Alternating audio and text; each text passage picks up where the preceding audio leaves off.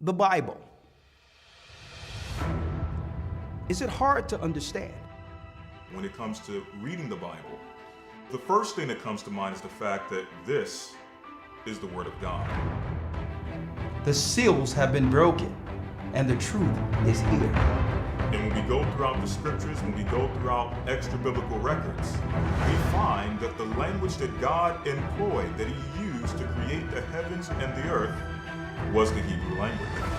Christ said, I came for the lost sheep of the house of Israel. But yet no one, no religious leader, no religious church out there anywhere can now identify the 12 tribes of Israel. Can we? God is quite simple, but it seems as if man makes understanding Him hard. What are those mysteries? The truth of your book and the truth will make you free. The Hebrew and Bible Academy. You're invited.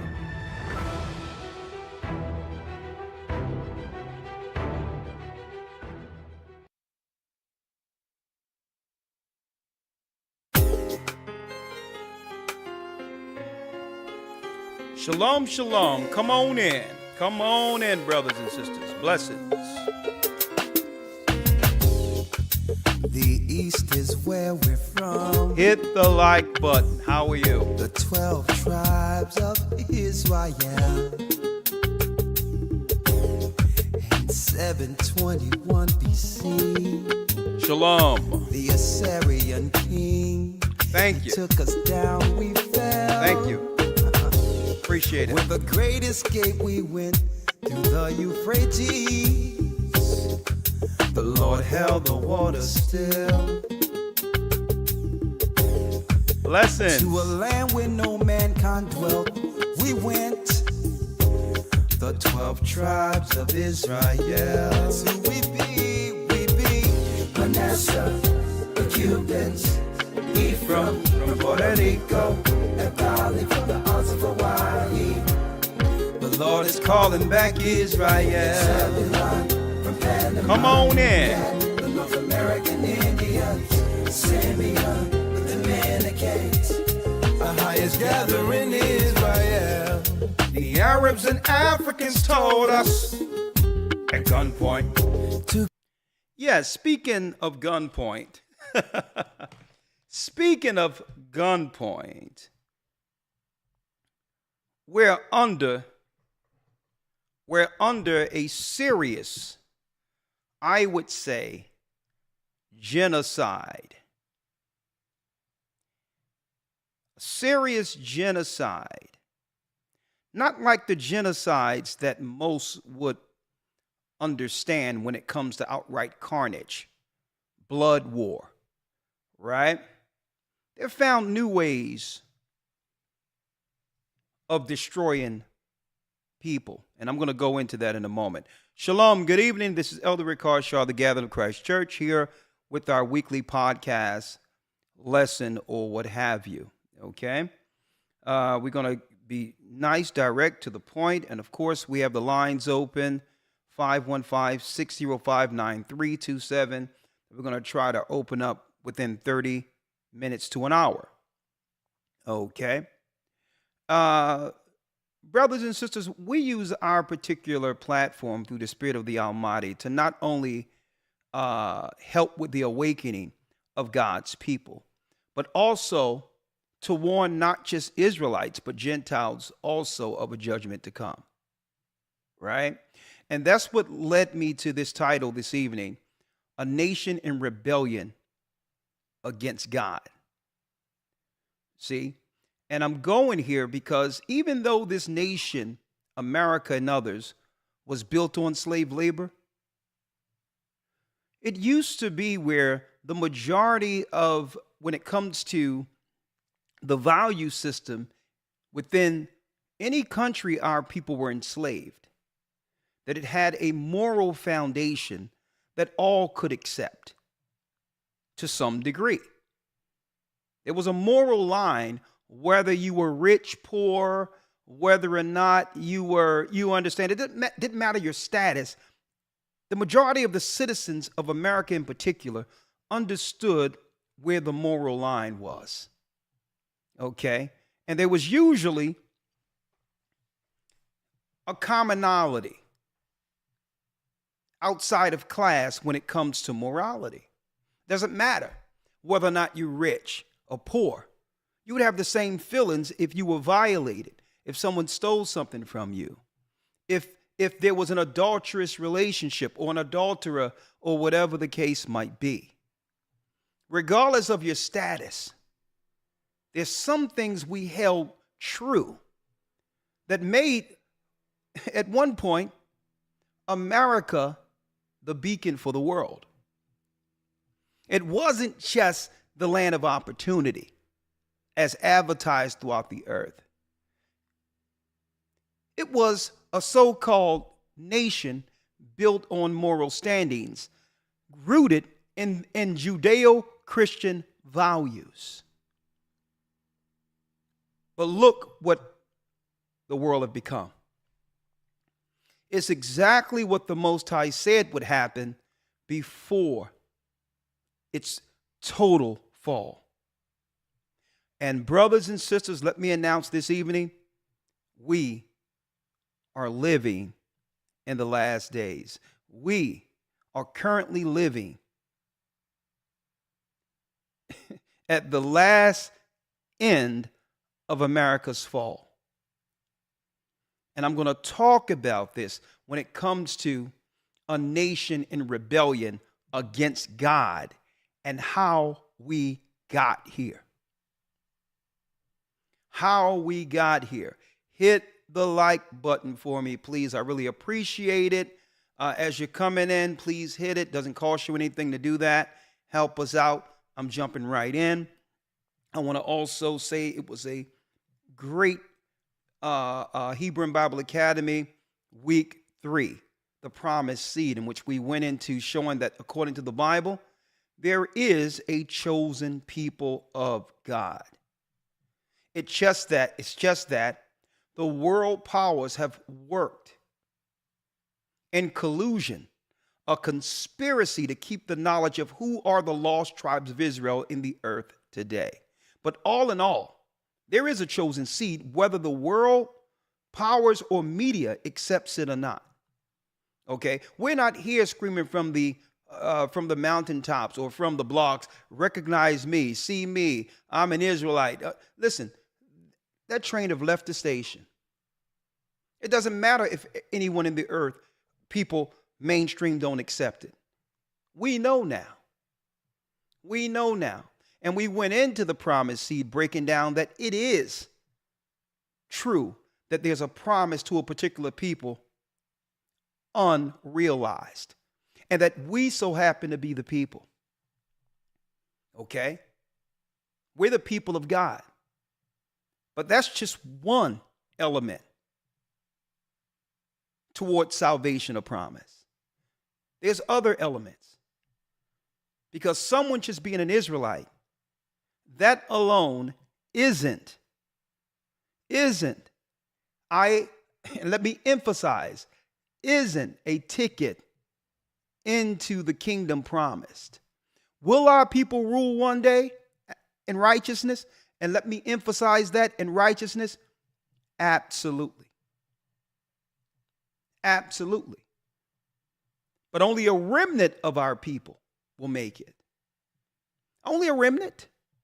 So just because we can see the prophecies at the very end, Babylon fallen, Rome, the judgment of Rome, leading to the kingdom that's prophesied, not just in our literature and prophecy, folks. Gentile nations understand this. They understand that we're the chosen people of God. We're not Ham. We're not Gentiles. Okay? And this is why we've suffered under the earth, because throughout the earth, because the Most High gave it to us to hold the moral line as an example for the world. And we as a people dropped the ball. We were the moral beacon. We were supposed to become a light to the Gentile. This is what made Christ so great. Not that he was just an Israelite through the bloodline of David, who would bring peace one day to the earth. He showed the example of morality before the world so that all people could understand the path, the road towards righteousness. So the Israelite was one piece because the bloodline is a bloodline promise. But it's another thing if you don't believe in the Son who was sent to pave the way. You might as well forget being an Israelite if you don't believe in Christ. If you don't believe in Christ, you are condemned already. Okay? And that leads us to my talking points today, and we're going to talk about this. A nation in rebellion against God. It's not just us. The whole world have gone to hell. And I'm going to show you how they have used this as a political tool. And I'm talking about immorality to destroy us. See, but they have something called a butterfly effect, right? And this is what they didn't bank on. You cannot destroy us without destroying the world. See? So throughout generations, the political construct that they call white supremacy, whom we know as Edomites, they would work from one generation to the next to keep the status quo, which is their power over Jacob. But it comes with consequences. If you begin to use immoral war, because we living on the same earth, it won't be too long before the immorality that you have placed on our people as a way of destruction, psychological genocide, it won't be too long before some of that same immorality begin to show itself in places you didn't plan for it to. Okay? Living under a global world right now. There's nothing you can do to the people in the hood that won't affect you with your child online, seeing all your social engineering against us, and now taking it on as a fad. What you didn't bank on is that the social destruction you place in our neighborhoods would be picked up by your own children. And that leads to a nation in degradation. So we're going to connect the dots here, political and otherwise, okay, today. In this academy, we had the promised seed. In this academy, we got a lesson, a man's purpose. What is our true purpose as men on earth? We were meant to rule. And I'm going to talk about that in the academy. It's okay to have fun sometimes. It's okay to enjoy life.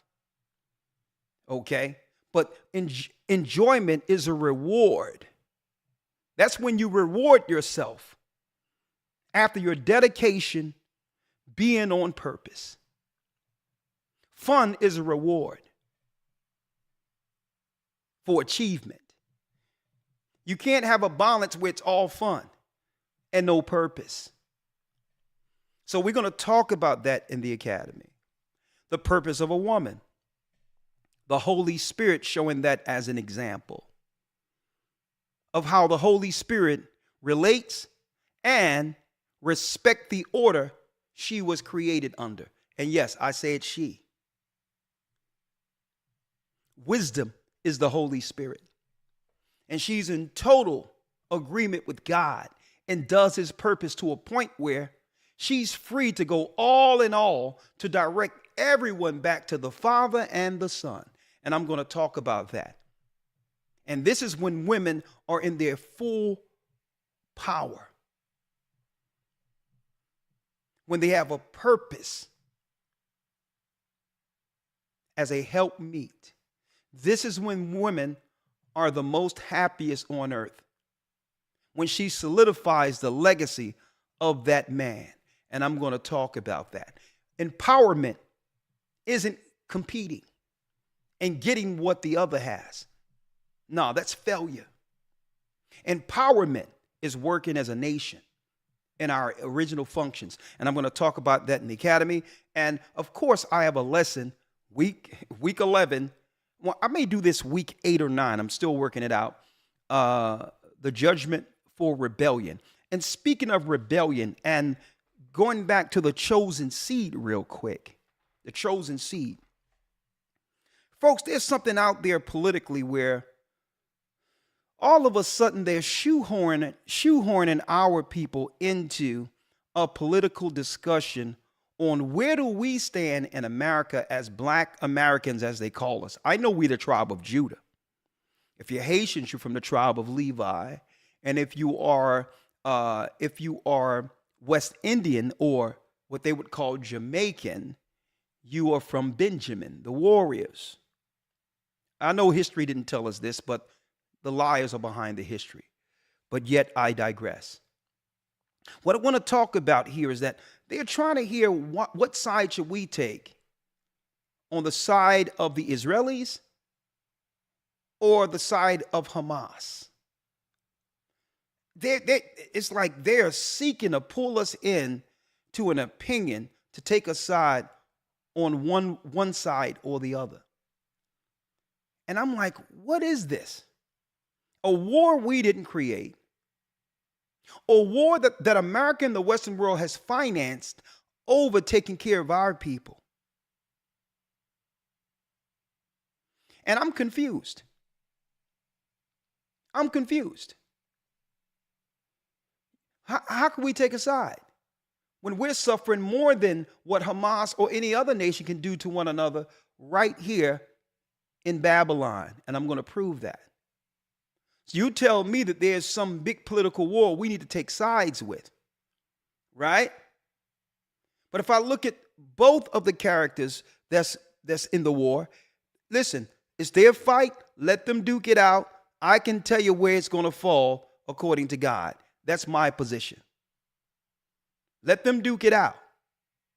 Because why? There's Jewish people over here who have good relation with our people when it comes to business and all that. And we correspond and do business with you in America. DJ Khaled, he's a Palestinian. Seems like y'all don't have no problem giving him a deal over here, using our music, him really having no talent, to have him in position to get finances where our people who created the genre is suffering. So it seems as if y'all don't have no issue with DJ Khaled over here. Why should we take sides when Palestinians come into our neighborhoods, gas stations, they get loans as Black and brown people, they get all of the perks and benefits that our people have been voting for and crying for. And they treat us no different than any other nation who have taken advantage of us. Okay? So my side is with Israel. What Israel? The children of Israel, the lost sheep of Israel. We're under psychological warfare. We're under biological warfare. We're under duress, and we're going to talk about it today.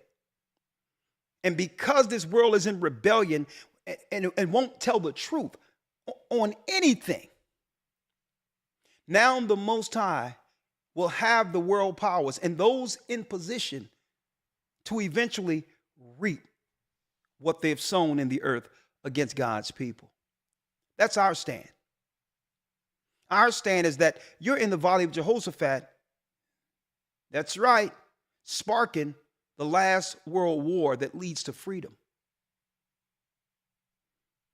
That leads to freedom.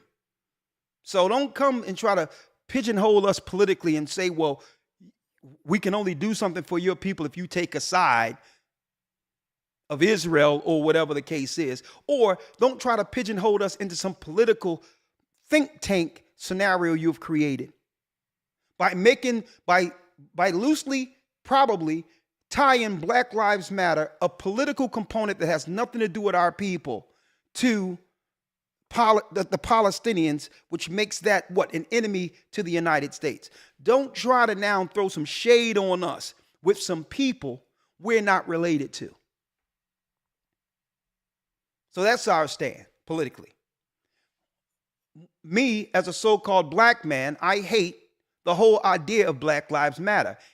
And I hate the fact that the political machine have tied that satanic organization to us. That's my stand. So you can quote what Black Lives Matter say all you want. Black Lives Matter doesn't represent our people. Okay? We've suffered under the politics of that quasi evil, wicked organization that has nothing to do with us. But I digress. You're doing a great job. We're about 300 likes down. If you haven't already, hit the like button. Let's jump in. If you're interested in the Hebrew Bible Academy, go to historytimes.org. Go to historytimes.org and enroll. We'll give you all the news, all the Hebrew you've missed, only 3 weeks, and get you in week 4. This week, we're going into Esau and Ishmael together in one lesson. Who is Edom will be the lesson, but we have to bring in the Arabs, the Ishmaelites. 2 lessons in one for the first time taught.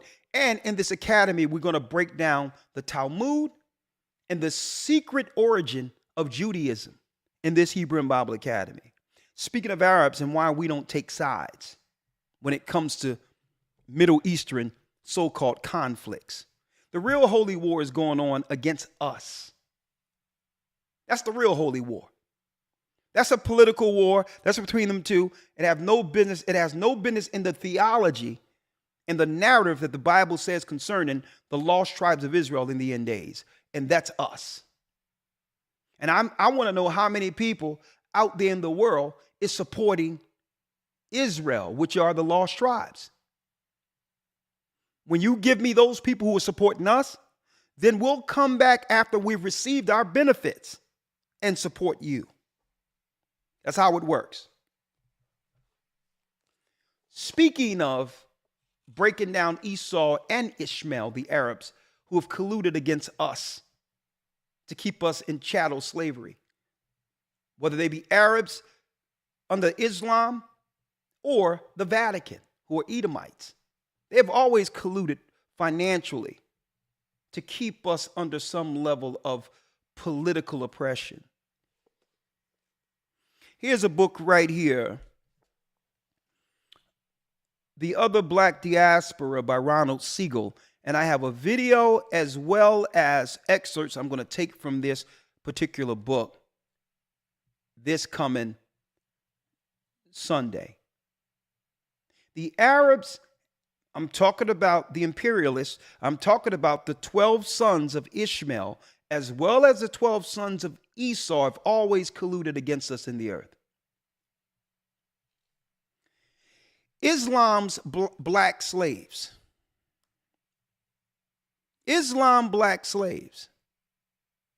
So don't come over here trying to talk to us about where's our support for 2 nations who have always destroyed our people to some degree. That's their fight.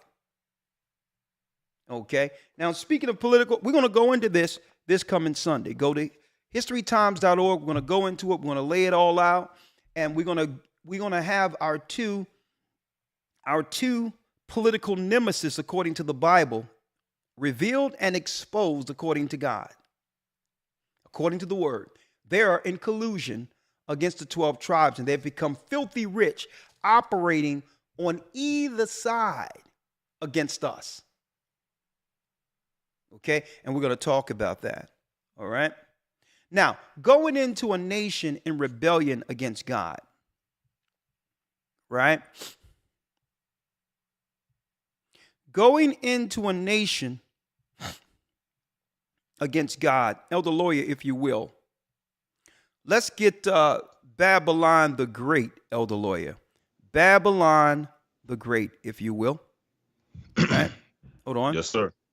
Hold on. Hold on. Get the Bible. Babylon the Great. 1 second. And yes, we're the gathering of Christ Church. What do we believe? We believe that according to the Bible, the blacks of the diaspora, the brothers and sisters who have suffered under the colonial Rome are in fact the lost tribes of Israel, whether it be North, Central, and South America, and the suffering people in Asia.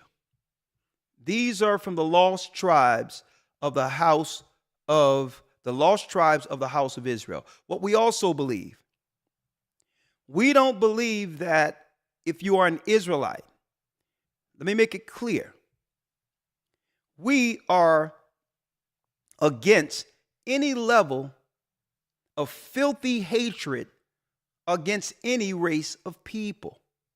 It's anti-God and it's anti-Christ. Okay? So understand, when you see people disrespecting other people, tying that to Israelites, you're wrong, because Christ was an Israelite and he was a respectful man.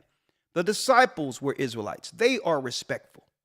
So this is why the media would like to promote debauchery and negative, childish representations. Okay? Hold on, Elder Lawyer. Let me bring you in real quick. Hold on. I think I lost Elder Lawyer.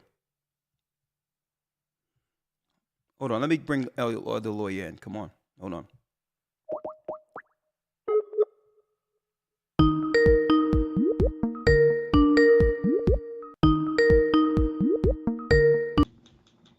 Okay. All right. Shalom, sir. Okay, Shalom. I'm playing in the background. I'm sorry, Elder Lawyer. I lost you. Okay. Let me pull it up real quick. Okay. Yes, sir. I'm gonna bring you in.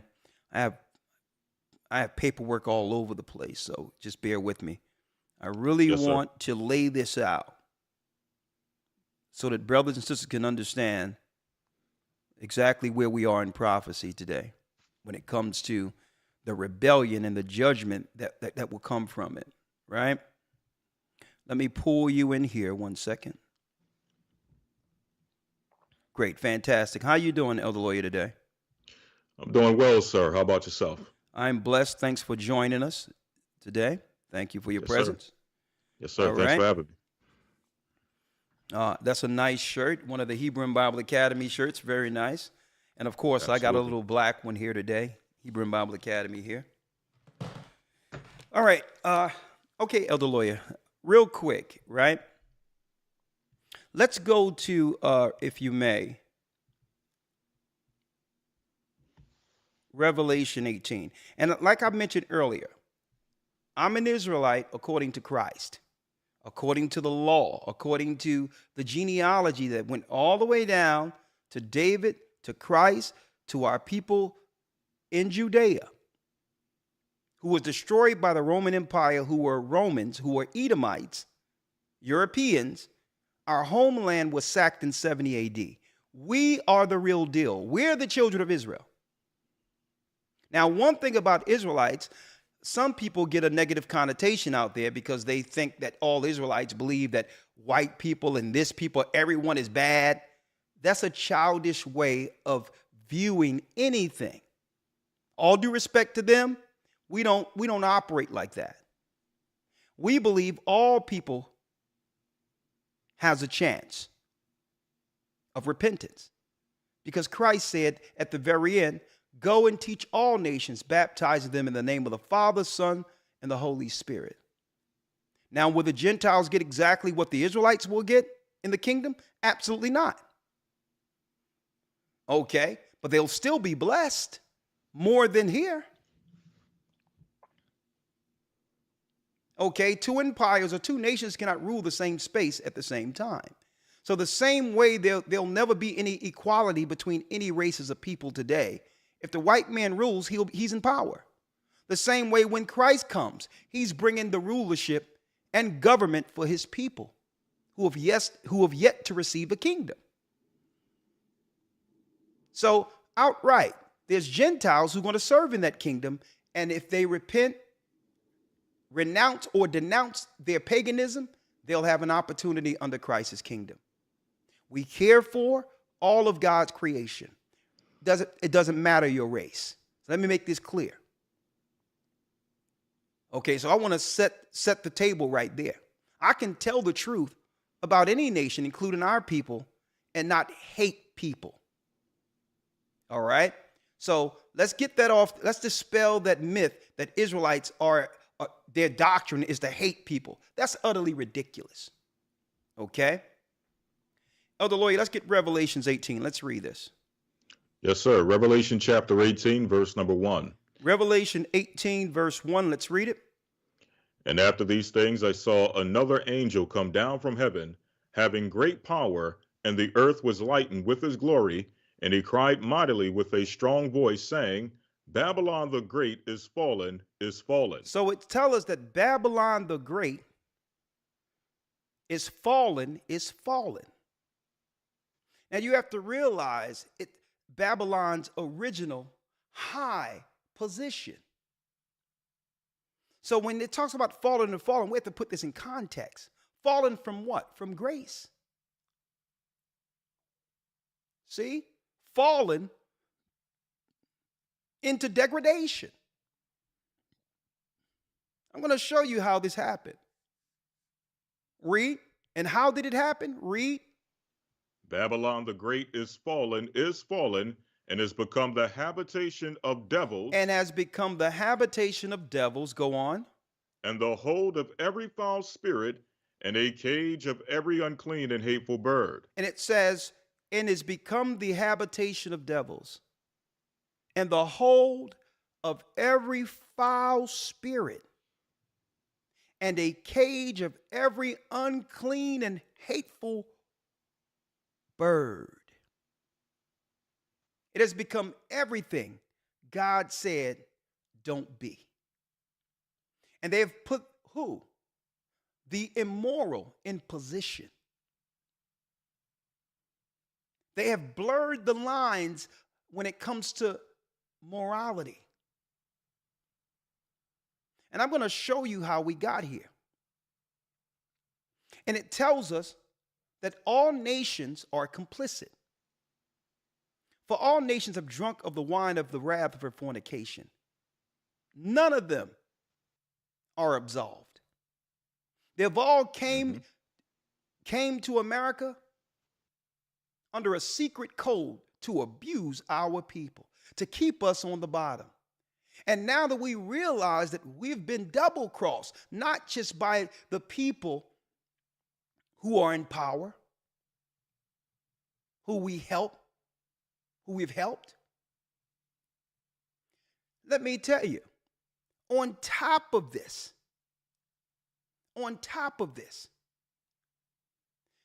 there was people here who attached themselves to our civil rights movement that we stomped for,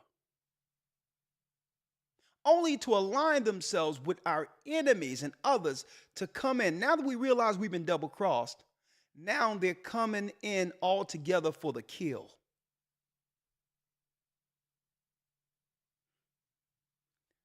Sorcerers, evildoers, fornicators. And I'm going to show you how we got here. This is why the Bible says, and it's become the habitation of devils and the hold of every foul spirit. For all nations have drunk of the wine of the wrath of her fornication. All nations are complicit, including the elite of our people, who have taken the bribe, thinking that the evildoers will spare them for betraying us. We're going to roll this out today. We are going to roll this out. How do we get here? The degradation. A nation in rebellion against God. Well, let's talk about it. Let's talk about it. Here's a white paper by a man, Thomas Herker. He so happened to be a Jewish man, or whatever the case is, okay? But I'm not here to go into his persuasion more so than some of his philosophical views, okay? Thomas Herker, currently a political philosopher at the University of Toronto. Also, he have a BA from Harvard and other areas. He's a known advisor when it comes to politics, whether it be through media, whether it be high politicians. This man's view is widely respected. And what he talks about, see, and Christ says, in the last days that you will hear of wars and rumors of wars. Now, when we think of wars, people think about what? People think about someone dropping a bomb on someone, or Saddam Hussein and all these others, the political, whatever the case might be, like Hamas in Israel and buildings blowing up. But folks, war is fought well before one witness carnage or explosions. Okay, there's proxy wars, there's biological wars. But there's one thing in particular that he go into: the proportionality in the morality of war. It's a theory. And this man have examined war on every level, an expert on war.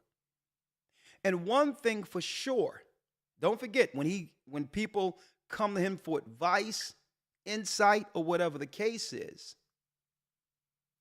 he gives his perspective or opinion based on whether or not the person who's attacking has the moral high ground. It must be justified. There's rules in war. There's one thing about his theory. The most widely accepted theory of the morality of war contains two proportionality conditions that say a war or an act in war is justified only if the damage it causes is not excessive. Okay? So these are agreements when it comes to political treaties and all that, right? There's always a cutoff point, right? These conditions have figured prominently in recent debates about the morality of particular wars, including the Gulf, Kosovo, and Iraq wars. But commentators often say the conditions are poorly understood. So it is unclear exactly what they do and do not forbid. In this article, I will try to clarify the idea of proportionality in war, or explain what makes damage in war excessive. Right? Now, let me go down here to my point before I start playing my videos and all others. It's one thing. Let me go to part 1 when it says proportionality conditions. Right?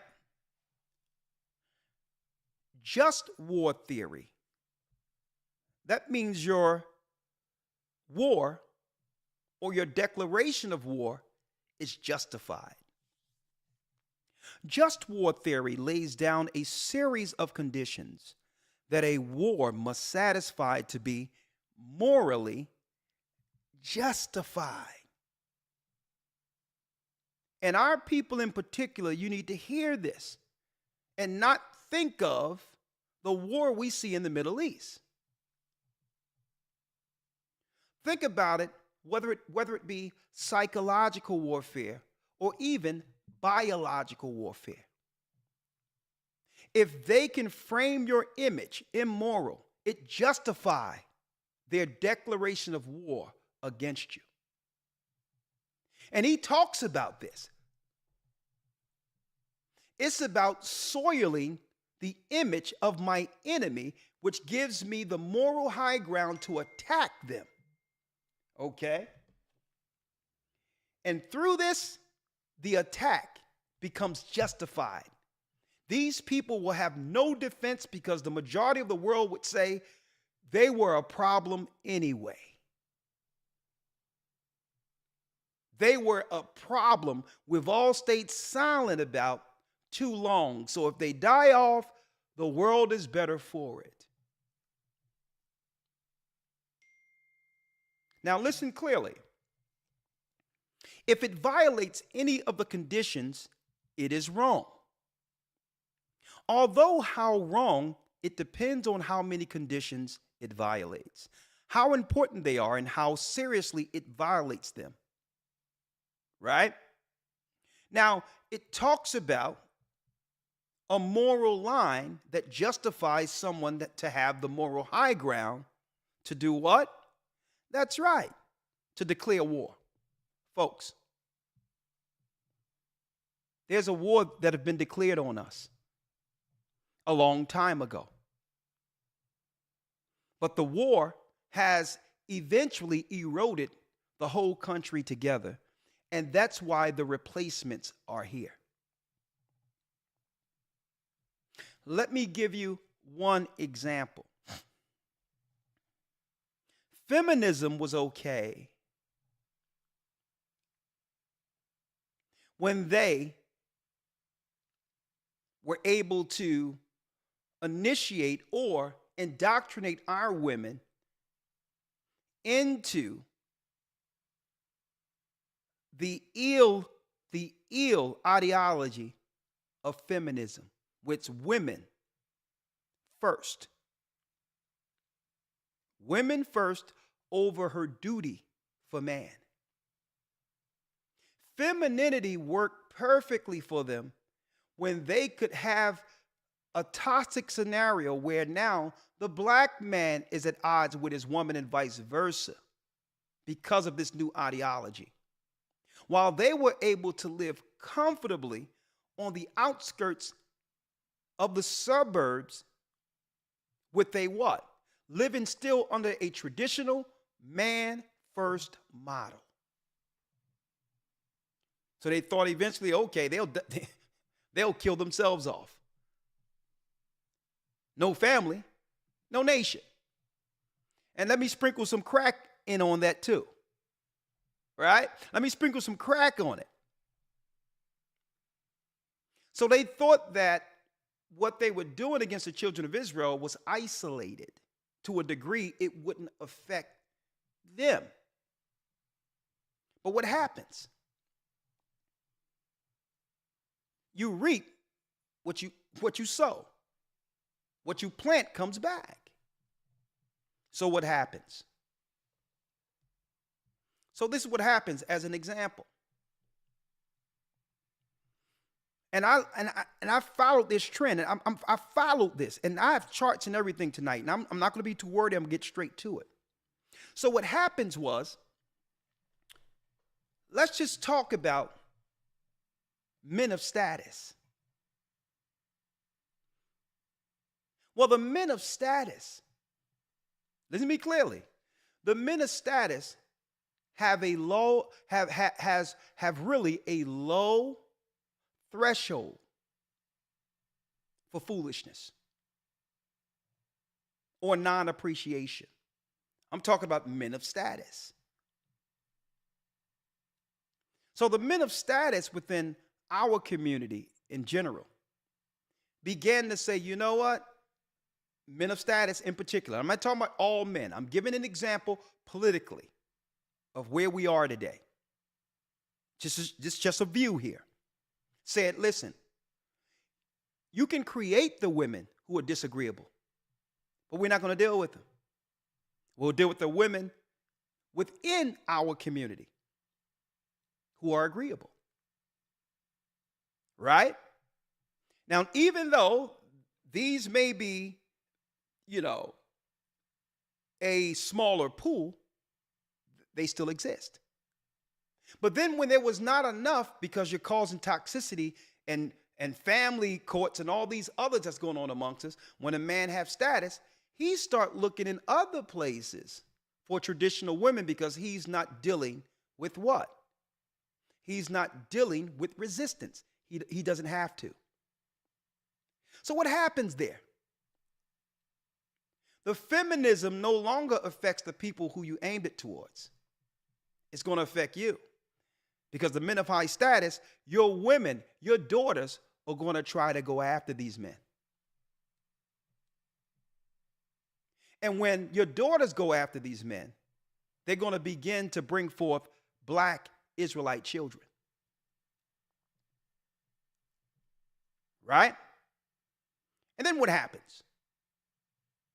Let me show you what happens. Fair use. See, you have a war, a proxy war, but still it comes back to haunt you. Because men of status isn't going to take any level of disobedience. They have worked too hard to accept it. So they will find someone on their program. Doesn't matter where it is. And now your little girls and all that are looking out there and saying, hey, we want one of those. And what happens? What happens is, I'll let Joe Biden tell you what happens. Remember I showed y'all this video last week, a couple of weeks ago, the 1994 crime bill? Let me show you what happens. Fair use. Fair use. But let's look at the facts. Since 1986, Congress has passed over 230 new or expanded penalties for drug and criminal offenses in this United States. 230 new penalties. Fair use. And these penalties range from an automatic 5 years in jail for any person caught with a rock of crack cocaine, a piece of crack cocaine as small as a quarter. I don't have a quarter with me, but if you visualize what one looks like, yeah, I do have a quarter. So here it is now, you're going to lock up someone over some crack cocaine that didn't come from our people. Some would say allegedly there's some clandestine governments who came up with this, but allegedly, who knows? But it found its way into our community. Oh, but then there's some alleged accusations out there or news circulations that even someone's own child is suffering from what? Drug addiction. You see how this stuff comes around? But I digress. See, and that's why the Bible say it's fallen, because in your image war and destruction and degradation against a people, it have eroded the country. You've been so hell-bent on attacking us, you don't realize the whole nation falls. You have a piece of crack cocaine, no bigger than this quarter that I'm holding in my hand, 1/4 of $1. We passed a law through the leadership of Hold on, let me get it. Senator Thurmond and myself and others, a law that says you're caught with that, you go to jail for 5 years. You get no probation. You get nothing other than 5 years in jail. Judge doesn't have a choice. Now, Judge doesn't have a choice. Remember that, y'all? The crime bill that came from Biden, Democrat. Clinton, Democrat. But I digress. Listen to what he said in 2017 in context of what I'm talking about. Not only our Muslim communities, but African communities, Asian communities, Hispanic communities. Folks, this is 2017, folks. This was before he became president of the United States. Listen to his talking points, combating terrorism. Listen to what his concerns were in 2017. Not only our Muslim communities, but African communities, Asian communities, Hispanic communities. Black and brown people. And the wave still continues. It's not going to stop, nor should we want it to stop. It's not going to stop. It's not going to stop, neither should we want it to stop. Bring them all in. Now, you notice he had to throw in Africans to not seem racist against the darker people.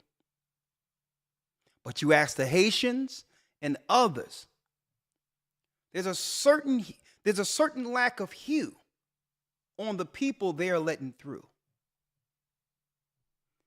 This is 2017. Listen. As a matter of fact, it's one of the things I think we can be most proud of. So there's a second thing in that black box. So he says we can be proud of bringing all these people through, right? This is 2017.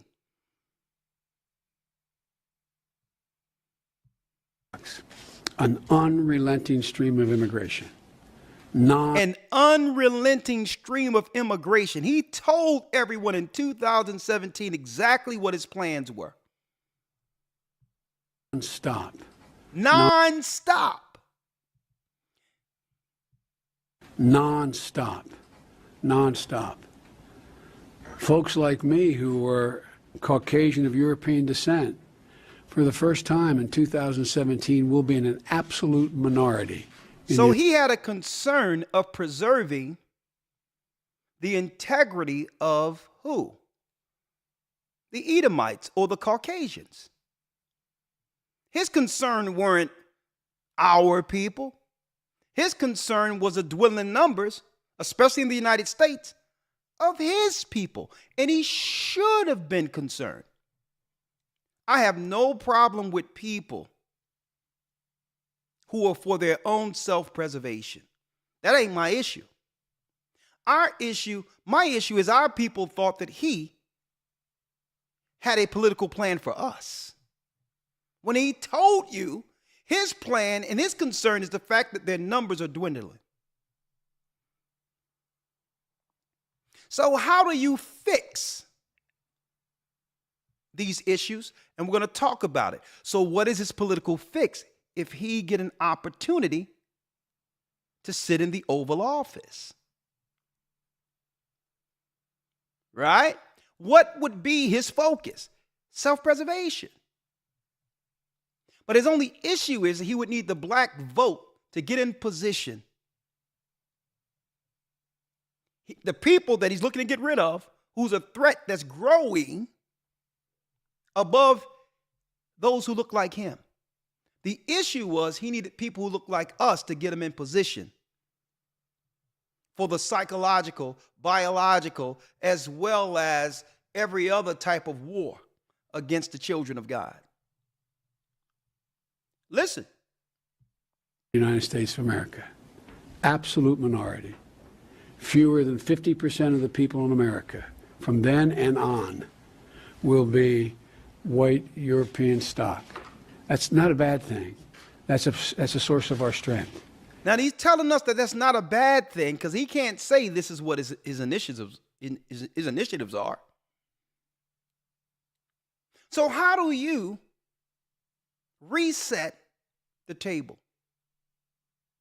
Well, you have to have an influx, a war out of nowhere, Ukraine and others, which justify an asylum where billions of dollars can go to people who look like him.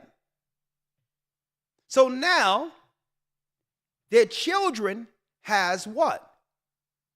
Has white people to reprocreate and survive with. So the money allocation to Ukraine and others could be justified when it comes to a nation preserving itself, a race preserving itself, right? So we think, well, Ukrainians, they're not United States citizens, but their children will be. You have to realize who we're dealing with here. All of the Edomites from Europe came from somewhere else. You think they care how their children become Americans? So they're looking at the future concerning their own self-preservation, folks. Listen to this. So it's justified letting other people in because they want children who look like them.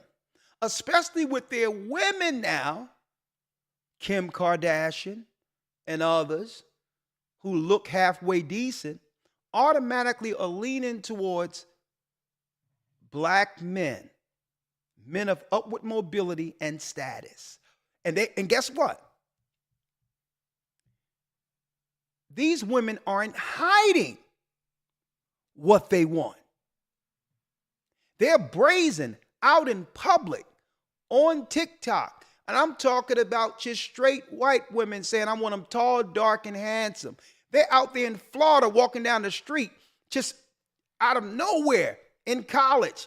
Might get in front of them. Oh, yeah, I like black men. And you think the power structure, these men aren't seething when it comes to what their daughters are doing to the extinction of our own people? You think they're not watching?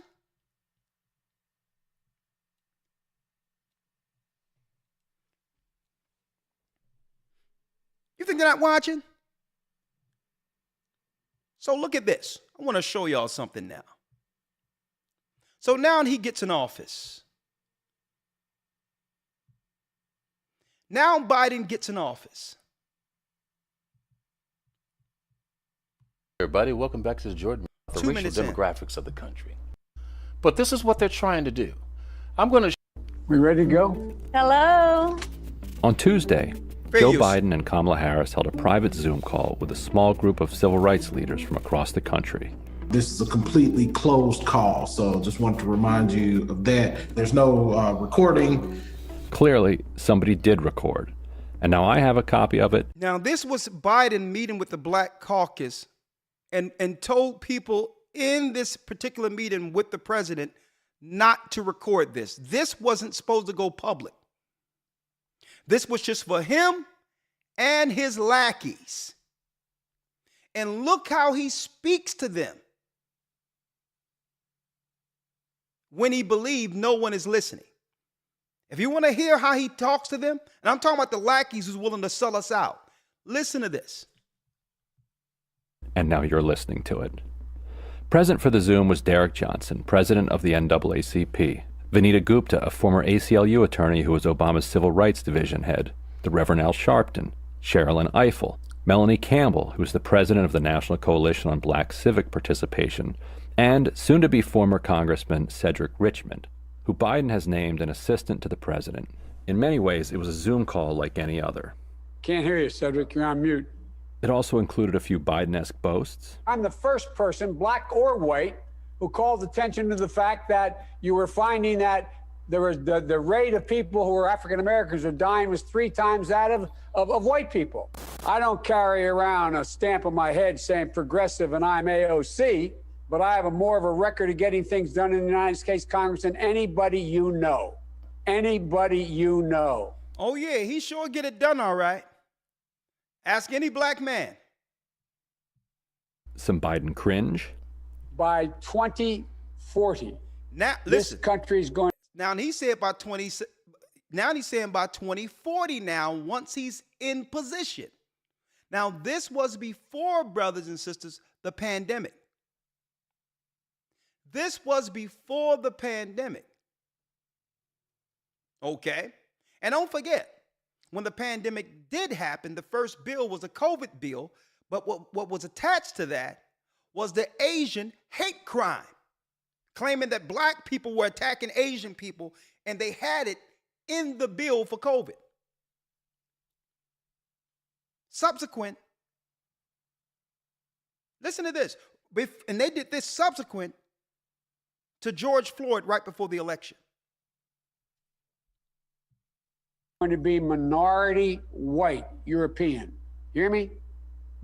I'm gonna let you hear. Record of getting things done in the United States Congress than anybody you know. Anybody you know. Some Biden cringe.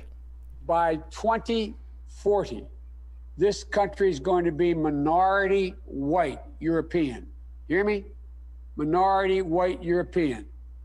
And you guys are going to have to start working more with Hispanics, who make up a larger portion of. Listen, you see how he's talking down on them? This is what y'all gonna have to do. Y'all gonna have to start working with Hispanics, or we'll throw you off the ship and replace you too. And this is why you see all of these these front people over these so-called minority cities allowing a lot of asylum seekers in, because he told them in a private meeting, in which he thought wasn't getting recorded, folks. He told them this is what they're going to be doing. And this was only a few months after the election. He told them what they was going to be doing. Let me repeat that again. 2040, this country is going to be minority white European. You hear me? Minority white European. And you guys are going to have to start working. How did he know that? How did he know that the population was going to drastically change? More with Hispanics, who make up a larger portion of the population than y'all do. And so, Go ahead, Biden, tell them. Tell them. Okay?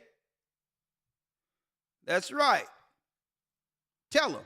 I'm about to have you live in the outhouse tonight. You're going to sleep in the outhouse. Okay? You go down there and crack the whip on those niggers. Let them know to make some room. Make some room. There's some new people coming. Go crack the whip. You hear me? Minority white European. And you guys are going to have to start working more with Hispanics, who make up a larger portion of the population than y'all do. Oh, man. You see that hear that bass in his voice? Old Biden had a little stank on that one, boy. He came with it. His speech was totally clear on this little bit. No slurring, no nothing. Tell him, Biden. Minority white European. You hear me? Minority white European. And you guys are going to have to start working more with Hispanics, who make up a larger portion of the population than y'all do. and some. Okay? He was talking to black people. Look at these people. This is who he's talking to. He's telling them that the country is going to be minority white and minority black, okay? Further minority black. They've been saying this for 50 years, people. It's now, a global I'm going to hold this because okay? They've been working on this a long time. I want to go on this because I showed this before, folks. But y'all need to hear how he talked to these so-called political leaders who you think is for your turn. And when you begin to call these so-called those who represent you and call them to the carpet, they talk down on you like you're nothing. And you can hear church mouse pee on cotton when he said, listen, y'all go out and do what I say do, okay? No argument, no pushback, no nothing. Right? But when it's our people, they try to shame us or talk down on us or say, you ain't getting nothing because they're paid to do this. They don't care about us. They feel that if they get down with the program, Massa will spare them and give them a little cushy little room in the plantation house. But I digress. Let me show you where it's at now. Council on Foreign Relations. The Council on Foreign Relations here now, right? Let me show you. The Council on Foreign Relations. How much aid has the U.S. sent Ukraine? Here are 6 charts. So they don't see this as Ukrainians, folks. They're not looking at this as Ukrainians. No different than they didn't see the Italians as Italians who came over in the 40s and the 30s. Because they know once they begin to multiply on American soil, they become what? Added to the white population of American citizens. See? Automatically, it doesn't matter where they come from. There's labels in front of us. Okay? If you are a citizen in America, you are so-called Black American or whatever name they want to put, title they want to put on us, even though we're from Judah. If you're a Native American, they'll say Native American, a Native American citizen. But if white people come over and get citizenry, they're just Americans. They're just Americans, folks. Unless they say anything, they blend in like anyone else. And when it's time for them to have children, they can sustain their race. You have to understand what a war looks like. Okay? There's societal wars. There's social engineering. There's biological wars. And sometime, usually before they move people around, a biological war throughout all of history happened first, where the world gets conveniently sick to make room for the replacements.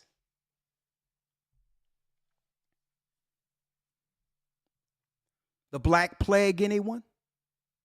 In Europe? The Black Plague? I wonder how many Black Plagues have come out throughout history, named different, with different titles. But I digress, with different names to it. How much aid has the U.S. sent Ukraine? Here are 6 charts. Let me go down straight to it. 6 charts. Okay, here's American money at good use, based on what. Hold up. First of all, let me give Biden his kudos. At least he's doing exactly what he said he was going to do before he was elected. His concern was that other races of people, black people in particular, because they have to level off the constituency here, that's who they're really pointing to as regaining of other ethnicities. Okay? At least he was honest when he said what he was going to do. His concern was the dwindling numbers of white people by 2040. And he said he's going to do something about it. Well, let's see. Humanitarian, 5% of the money, $3.9 billion. Emergency food assistance, healthcare, refugee support, and other humanitarian aid. And I don't have to state alleged because this is directly from, I get the stuff, the Council on Foreign Relations. These are they who make decisions for the world. Okay? So I don't have to say alleged here. They're telling you how much money is being allocated from the Americans' pockets to sustain their own people. They don't care where they come from, because once they get on American soil and begin to get citizenry and have children, they're having American children. So this war is a necessity, obviously, based on the concerns that Biden had even before 2017. Okay? $3.9 billion humanitarian. $26.4 billion. Now check this out, our people suffering with the food prices, and $3.9 billion went to emergency food assistance. Emergency food assistance for them and other humanitarian refugee support. Financial, $26.4 billion, 34%. Budgetary aid through the Economic Support Fund, loans, folks. They get loans when they come here, and other financial support. And when you come in and ask for a loan, they're asking, where's your credit score? Folks, these people are coming over the border with 0 credit score getting loans. Security assistance, $18.3 billion, which is 24%. Training equipment. Listen, the same time they're seeking to what? Disarm Americans to some degree, right? I need y'all to think about this. Disarm or background checks, and to make it hard for us to have our constitutional right to protect ourselves with what? With a gun. The same time they're telling Americans, well, you shouldn't have that. It's an assault or this, that, and the other. Well, over there, $18.3 billion towards training, equipment, weapons, logistics, support, assistance through the Ukraine Security Assistance Initiative. Let's keep on going. Another $23.5 billion towards weapons and equipment. And check this out. How many times they going to throw weapons in it? I thought they gave some money to weapons throughout the first two itemized budgets, right? Grants and loans for weapons and equipment, $4.7 billion. In totality, according to this chart by the Council on Foreign Relations, not the Gathering of Christ Church, so far and counting, folks, because this was as of January 24, 22. Now, don't forget, between January 24th and July 31st, that was the amount.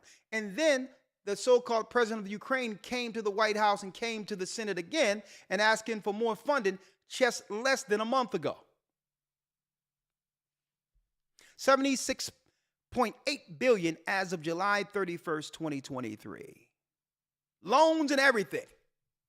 Simply for being just of in ethnicity. Right? Now I wanted to show this. So let me get into it now. Now, in order to make room, they had to, remember when I talked about this initially, they had to do what? They had to wage war against our image. They had to wage war against our image. Now, this is how you do it. The same way they did feminism, Elder Lawyer, they incentivized women's youth, which means we're living in a time where if there's a woman who's an absolute 10, she isn't marrying the farmer. See, I'm going to bring y'all down just to elementary talking right now. Right? If a woman is an absolute 10, she's not marrying the preacher's son.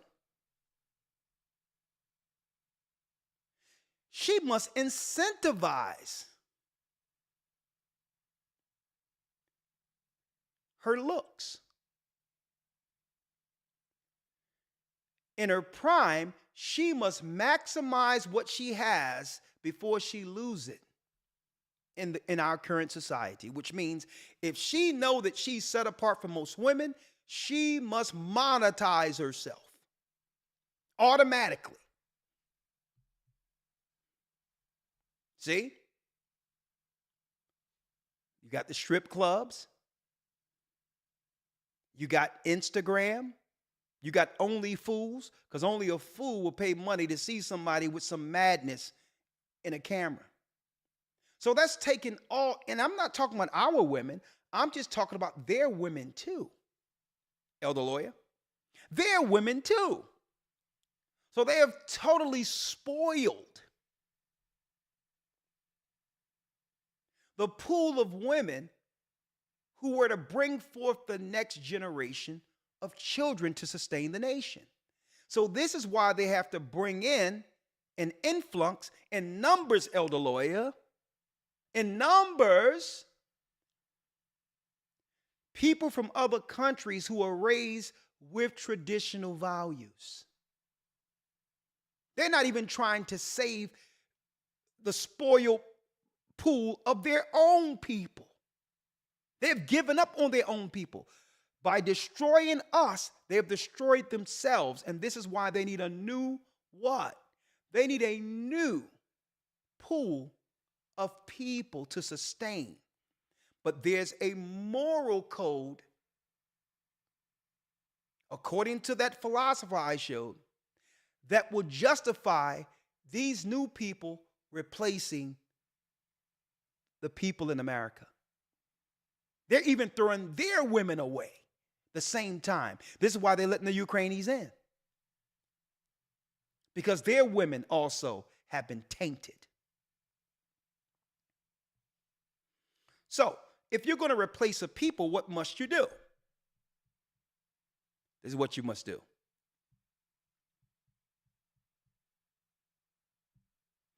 They had all eyes on Ghost, right? Power. Once they got all the eyes on Power, right? Showing Ghost, drug dealer, upward mobility, operating in politics, right? And because of his outward aesthetics, right, they had everyone cheering for the bad guy who was killing his own people, drugging his own people. Right? And once they got all the eyes, Elder Lawyer, on power, they switched to P-Valley.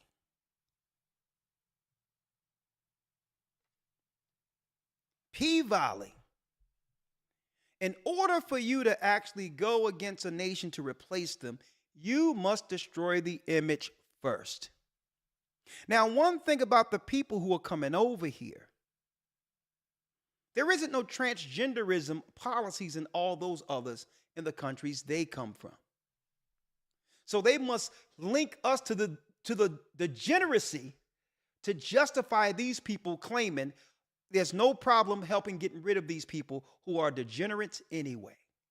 But we must change the optics first. We must make sure this is the man to be celebrated and promoted, and this is the woman. If she have the looks, doesn't matter whether or not she's black or white, that we must promote them for the streets because they've been tainted anyway. This links right to Revelation 18th chapter. Folks, they're looking to replace everybody.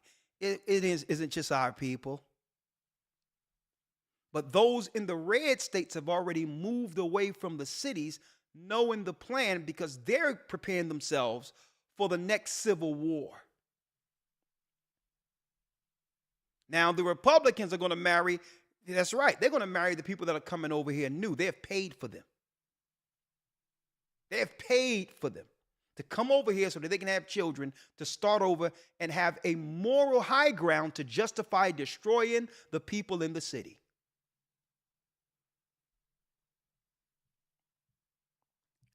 Right?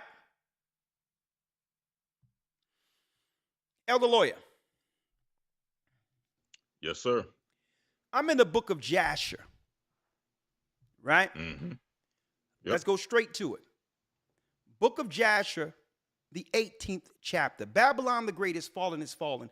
Also, the book of Revelation 18 compares this to a modern day Egypt and Sodom. How do they get the moral high ground to actually utterly destroy our people? And folks, what they're doing now is just the last shoe to drop. You have many people walking around in the United States living with a ticking time bomb in them. Literally, a ticking time bomb.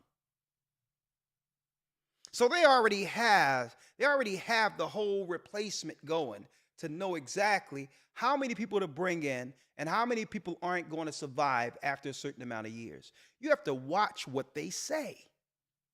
If they talk about they have a population problem and they're being phased out, know that they're going to do everything they can to survive.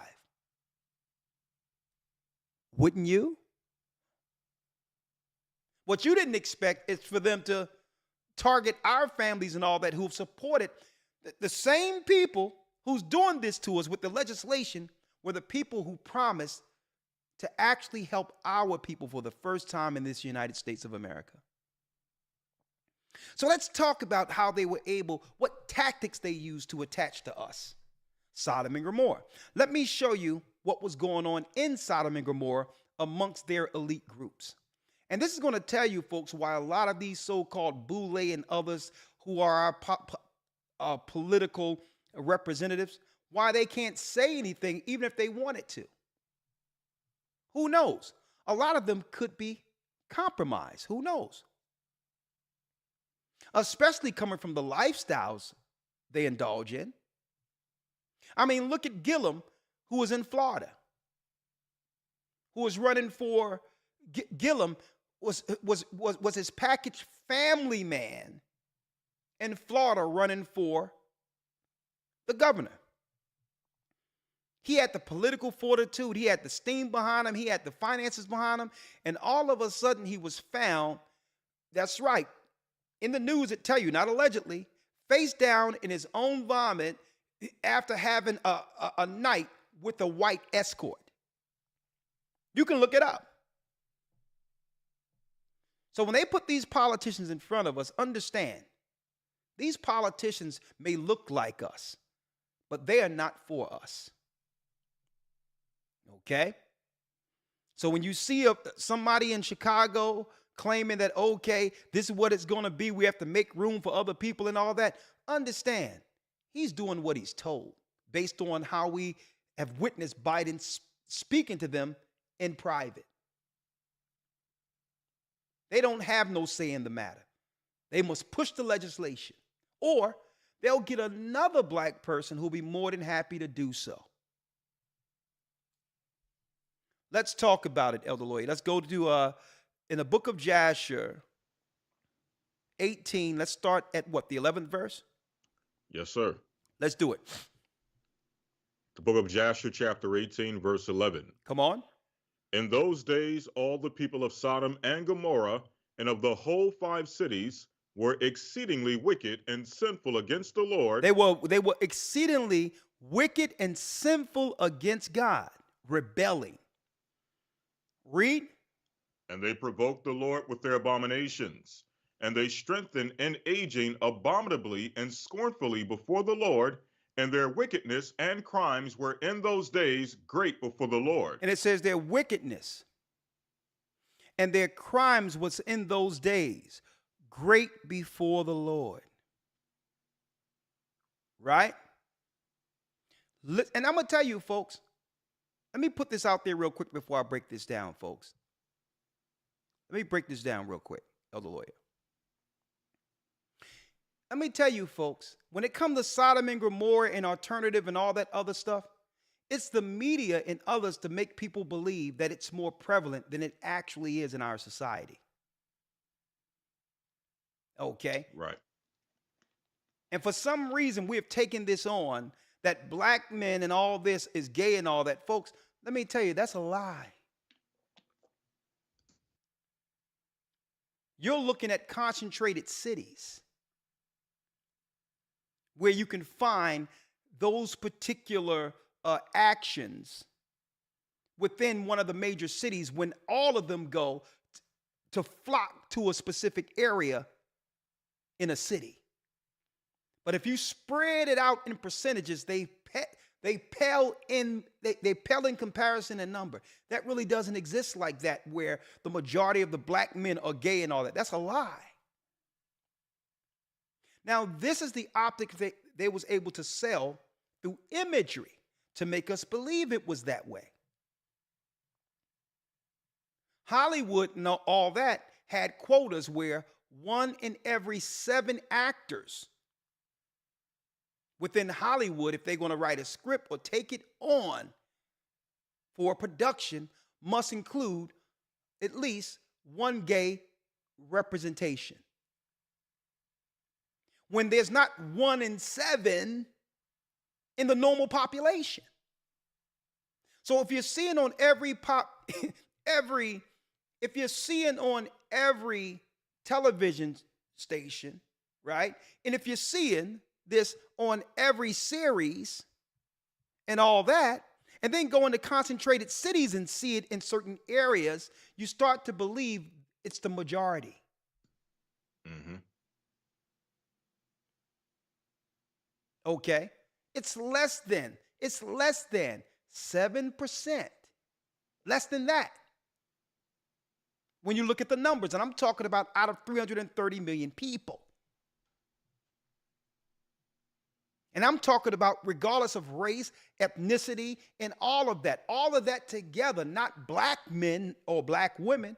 If you put the LGBTQ all together, 7% of all races across the board, it's still less than 7%, not including race. So how can the majority of black men be down low and all this other stuff? They're lying. Mm-hmm. And many have held to this trope. Why? Because you think what you see on TV is indicative to real life. If it was really like that, they wouldn't need to have these programs in school to allow children to start thinking about alternatives and all that. They'll already have it working. Mm-hmm.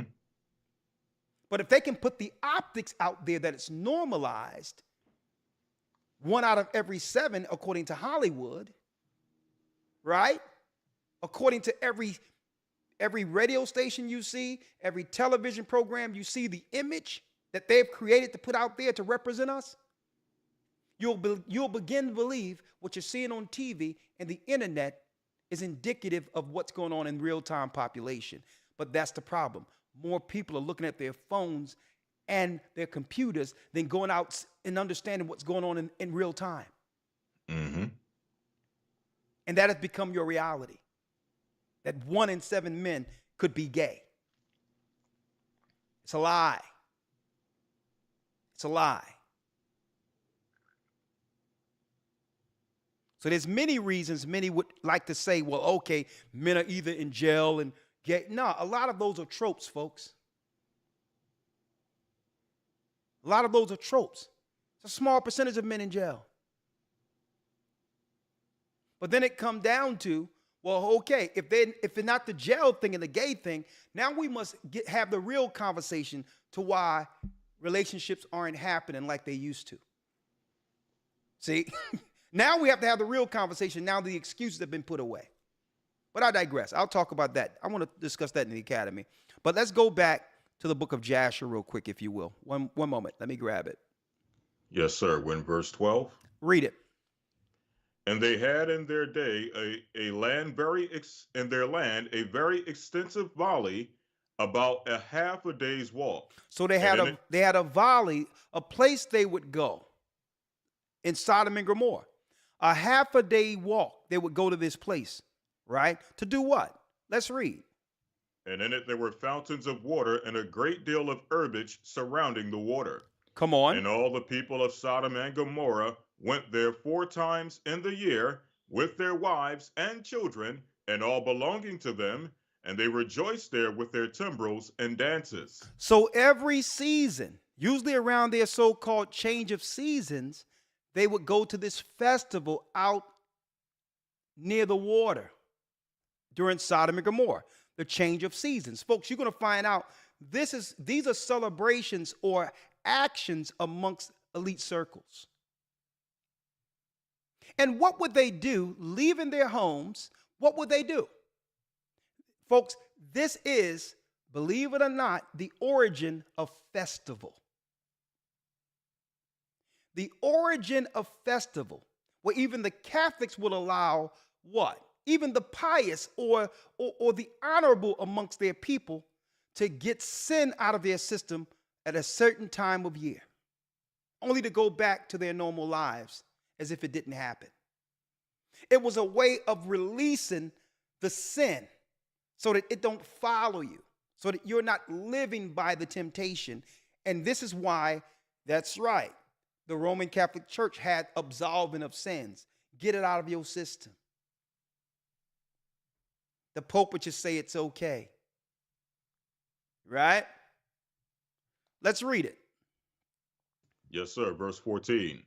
And in the time of rejoicing, they would all rise and lay hold of their neighbors' wives. It says they would all rise at these festivals 4 times a year and hold of their neighbors' wives, wife swapping. It's nothing for people to be out here saying publicly without shame, oh, we have an open relationship. And I'm not even going to go into the brother Will and Jada. But it has become normalized that we're here looking at this drama playing out before everyone, not even realizing the optics and the image of it and how it justified them according to war, utterly exterminating us.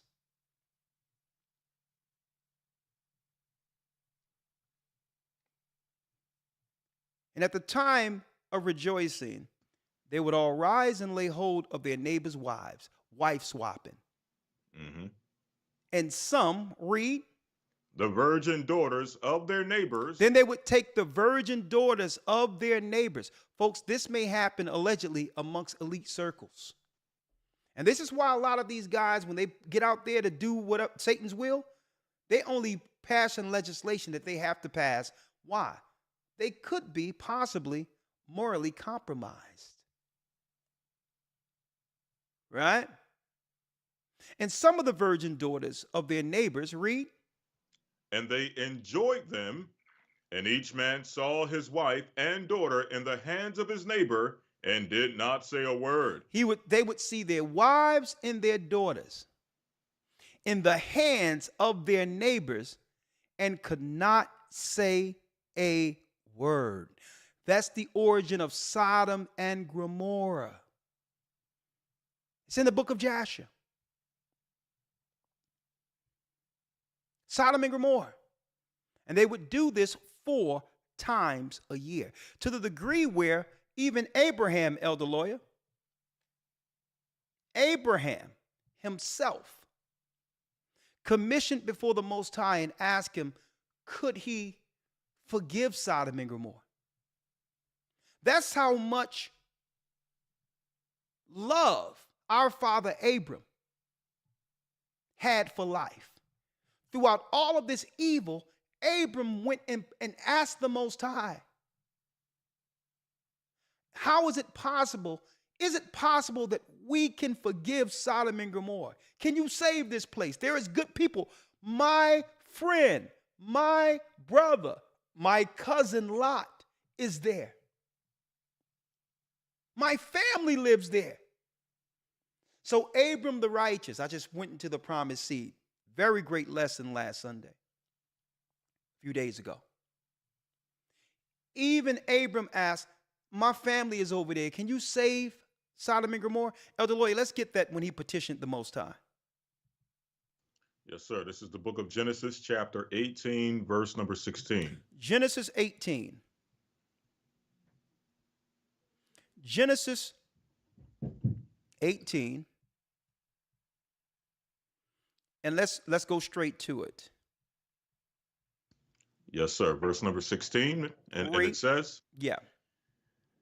And the men rose up from thence and looked toward Sodom, and Abraham went with them to bring them on the way. Come on. And so these men are angels here. Mm-hmm. Okay. Walking with the righteous. Mm-hmm. And the Bible coins these or identify these as the eyes of the Lord. Let's read. 17. And the Lord said, shall I hide from Abraham the thing which I do? Seeing that Abraham shall surely become a great and mighty nation, and all the nations of the earth shall be blessed in him.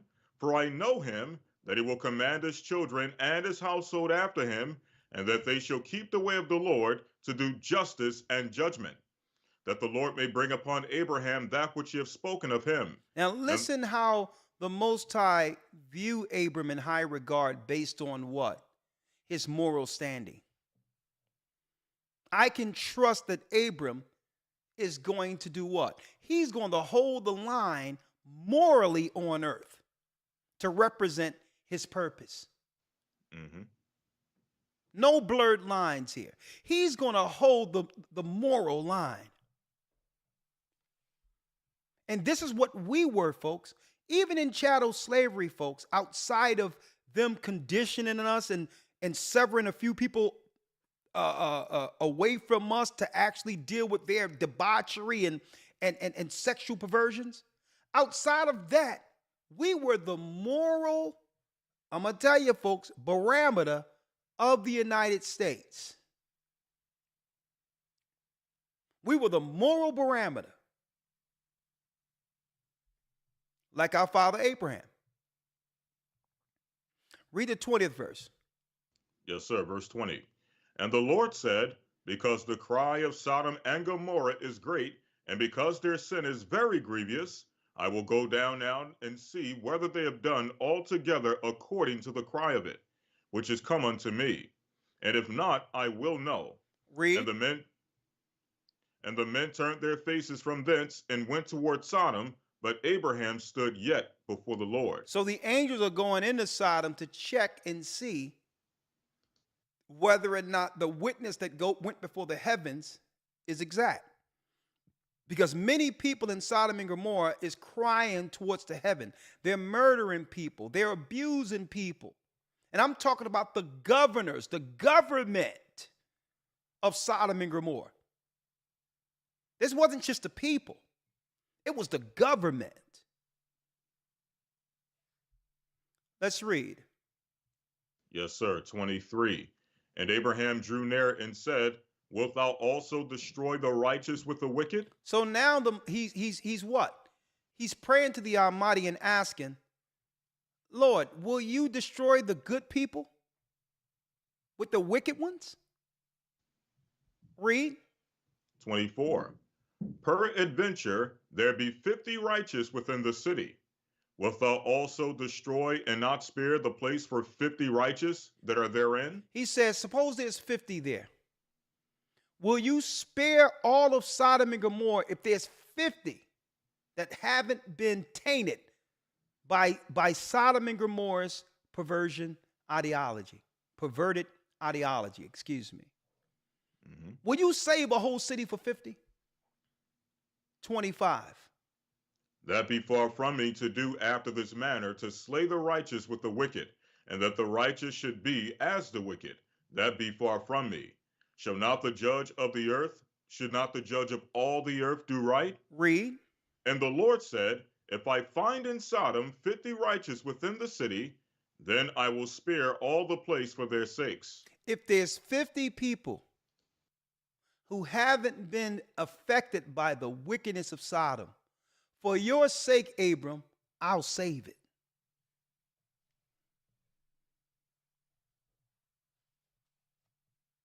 For if there's 50 in this big city, I'll save it.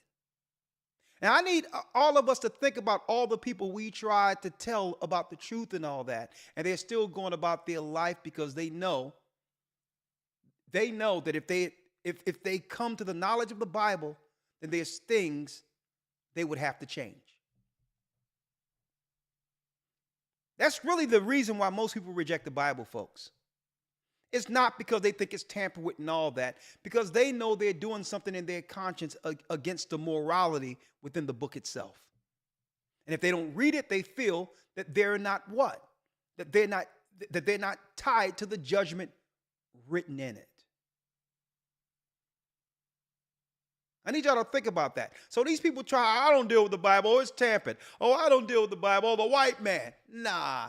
The reason they don't deal with in the Bible, because they don't want their conscience. They don't want their conscience spoken to.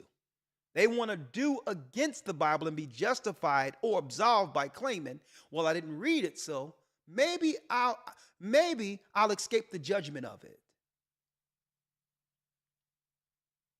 So I need y'all to think about that when you speak to your family. All that Bible stuff up. Listen, folks, it's their conscience. And here it is. You're like Abram. You're like the righteous saying, Lord, I pray that you open their eyes. I pray that you save them. I don't want my family to die. Just like Abram. So now he petitions the Most High. He speaks to the Most High and pray to them. Right? Pray to him, right? And ask, well, what are you going to kill? If there's 50, can you save the city? And he says, you know what, Abram? If there's 50 right, I'll spare Sodom. Read. 27. And Abraham answered and said, behold, I have now taken upon me to speak unto the Lord, which am but dust and ashes. Peradventure there shall lack 45 righteous. What about 45? Read. Wilt thou destroy all the city for lack of 5? And he said, if I find therein 45, I will not destroy it. Come on. And he spake unto him yet again and said, peradventure there shall be 40 found there. And he said, I will not do it for 40's sake. And he said unto him, O let not the Lord be angry, and I will speak. Peradventure there shall be 30 found there. He's going down in increments of 5, 10. What about 30? Mm-hmm. So obviously Abram had been hearing some rumblings too about some of this wickedness, especially, conversing or, spending some time with Lot in between. Like that city is going to hell, right? But go on. Finish reading, Elder Lawyer. Yes, sir. And he said, I will not do it if I find 30 there. He said, if there's 30 there, right? Right? Read. Come on. 31. And he said, Behold now, I have taken upon me to speak unto the Lord. Peradventure there shall be 20 found there. He says, what? What verse you had, Elder Lawyer? That's 31. Read on. Peradventure there shall be 20 found there. And he said, I will not destroy it for 20's sake. And he said, Oh, let not the Lord be angry, and I will speak yet but this once. Come on. Peradventure 10 shall be found there. And Come on. he said, I will not destroy it for 10's sake. Go ahead. And the Lord went on his way as soon as he had left communing with Abraham, and Abraham returned unto his place. And Abraham returned to his place. He says, if there's how many, Elder Lawyer? 10. If 10 people, if there's 10 that's righteous, Abram, for you, I'll spare Sodom and Gomorrah. 10. And guess what, folks? They don't want to say this. I have the documentaries. I have the information, folks. Even the Israelis and people over Israel today can tell you it's true. That place been uninhabitable ever since the Most High allowed fire to rain on it. I've shown this documentary and all that in the academy, where you can go over there and it still smells of sulfur and burnt stone. All on the sides, the sulfur is still there. Look it on YouTube, evidence of Sodom and Gomorrah, but they'll tell you the Bible isn't real. 10 people he would have spared Sodom for. And you know why? I'm going to show you why. In context of what I was just talking about, I'm going to show you why he allows Sodom and Gomorrah to be destroyed. Going back to Biden and the migrant thing, right? And I'm going to use that as an example real quick, right? I need y'all to see this. I need y'all to see this real quick.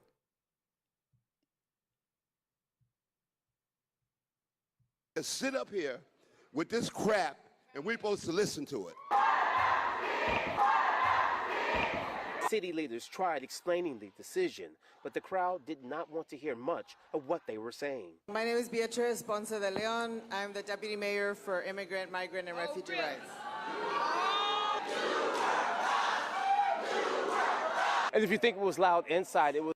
Now, I'm going to show you in context why the Most High said, listen, if there's not 10, I'm taking the spot out. I'm taking it out. You got all of these people crying about migrants coming into the country. Right? Upset with a Democrat policy. But none of these people was standing outside to not allow the schools to open when their children were being taught in the schools alternative lifestyles. I need y'all to check it out. It's the same party. When they went into transgenderism and all this, where should the parents have been at that point? You mean to tell me this is more of a pressing issue than what they're doing to our children in school? While I'm against some of the conning that comes with so-called Dr. Umar Johnson, when he came on the scene talking about the prison, the school-to-prison pipeline and how our children were disproportionately being diagnosed with psychological issues and put on medication, where was this crowd at?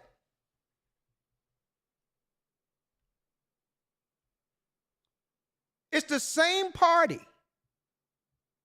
Where was this crowd at in Chicago? Folks, to protect their children from what's going on in these liberal schools. Because I'm going to tell you right now, according to their theory on war. They're justified now because you wasn't doing this to protect your children. They're justified now. It's too late. You weren't in front of your children being turned out with liberal policy. You weren't there. So now that they're coming with the answer, you have an issue? And I believe these so-called politicians who represent them understand that this was that this would be the issue, that this would happen once our image was totally destroyed and decimated before the world. I believe the politicians knew. And that's where it comes in with this guy, Thomas Burka, and what I was going into. The professor on philosophy when it comes to war. For those who missed it. For those who missed it real quick before I open it up. If I still have it up here, let me see if I have it.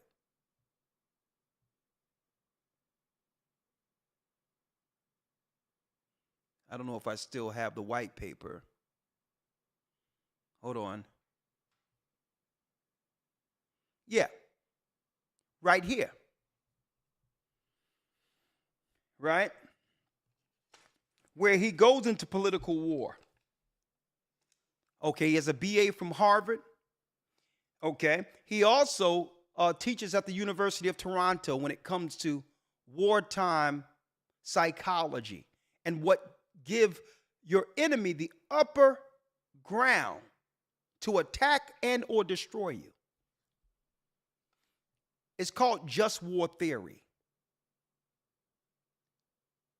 The most widely accepted theory of morality of war contains two proportionality conditions that say a war on an act in war is justified only if the damage it causes is not excessive.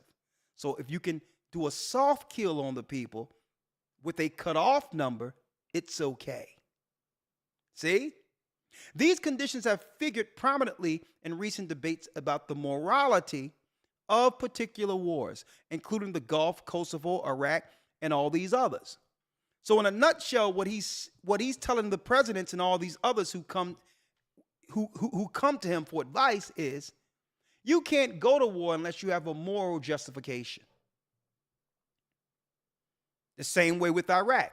They had to come up with, now afterwards it was found to be questionable probably, but originally it was about yellow cake, bombs of mass destruction, which gave America the moral war to go, the moral high ground politically from an international view to stake war against Iraq. See?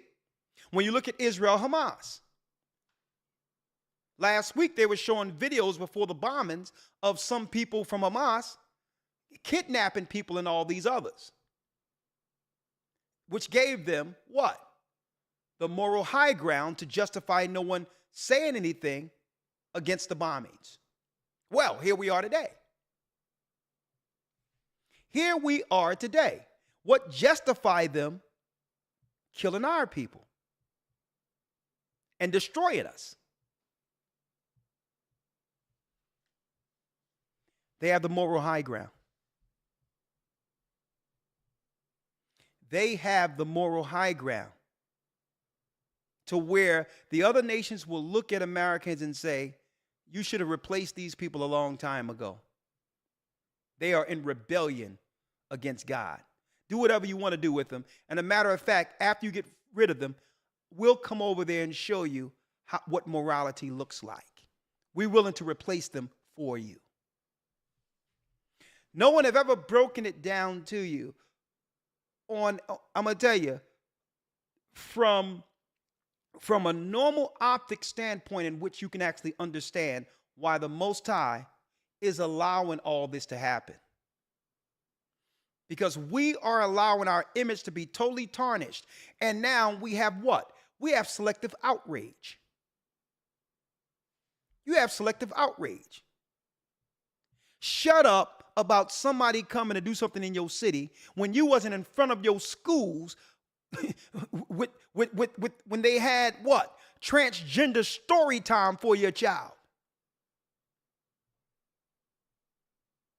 This gave them the moral high ground to justify with the international body to state it's okay to replace these people.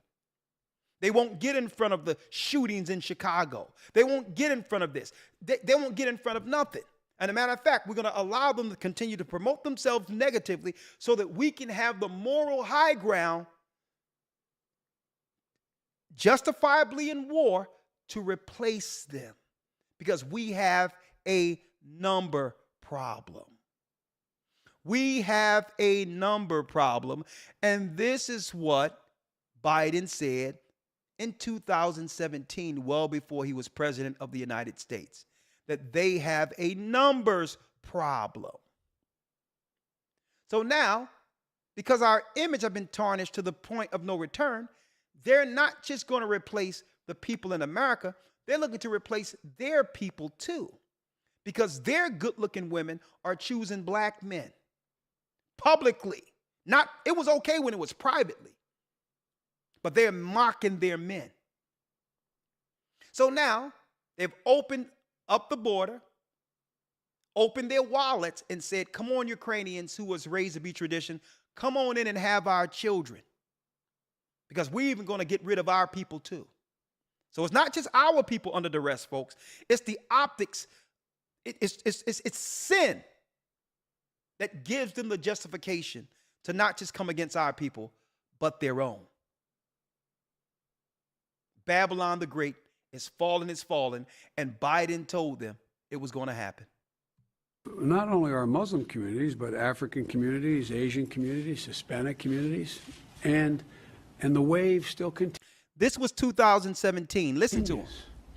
It's not going to stop, nor should we want it to stop. As a matter of fact, it's one of the things I think we can be most proud of. So there's a second. So he told them immigration ain't going to stop. There's something we can be proud of. This was 2017, folks. And I think so many people got caught up in the smoke of Black Lives Matter and I hate Trump and all this other stuff. The news circulations was pumping into the ignorant within the world. They just need to get in position. But this is what he wanted to do. Listen. Thing in that black box, an unrelenting stream of immigration. An unrelenting stream of immigration in the other black box. Non-stop.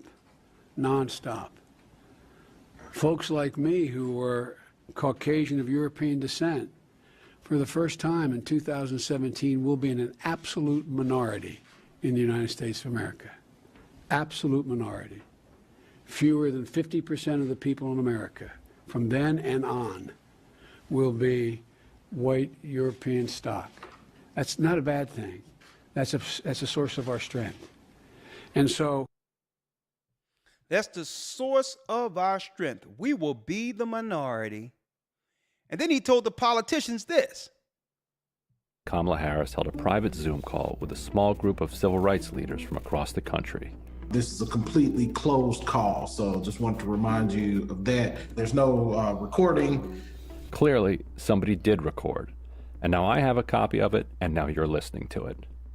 Present for the Zoom was Derek Johnson, president of the NAACP, Vanita Gupta, a former ACLU attorney who was Obama's Civil Rights Division head, the Reverend Al Sharpton, Sherilyn Ifill, Melanie Campbell, who is the president of the National Coalition on Black Civic Participation, and soon-to-be former Congressman Cedric Richmond, who Biden has named an assistant to the president. In many ways, it was a Zoom call like any other. Can't hear you, Cedric. You're on mute.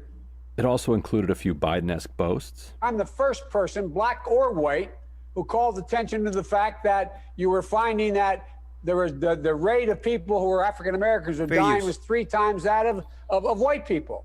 I don't carry around a stamp on my head saying progressive and I'm AOC, but I have more of a record of getting things done in the United States Congress than anybody you know.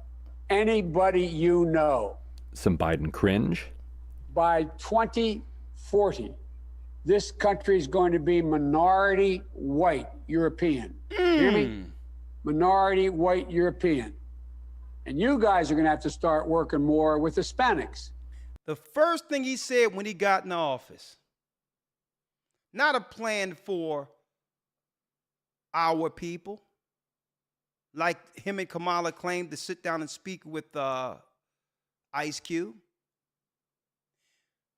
He had a plan to call Build Back Better.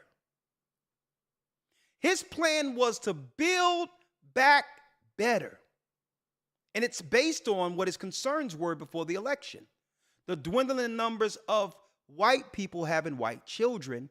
And now that black people have, men in particular, have upward mobility in finances, a lot of their women were choosing black men in spite of them.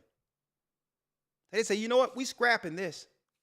And this is what you have when you point a negative, degradative spirit on other people, not realizing your daughters and sons will eventually pick it up.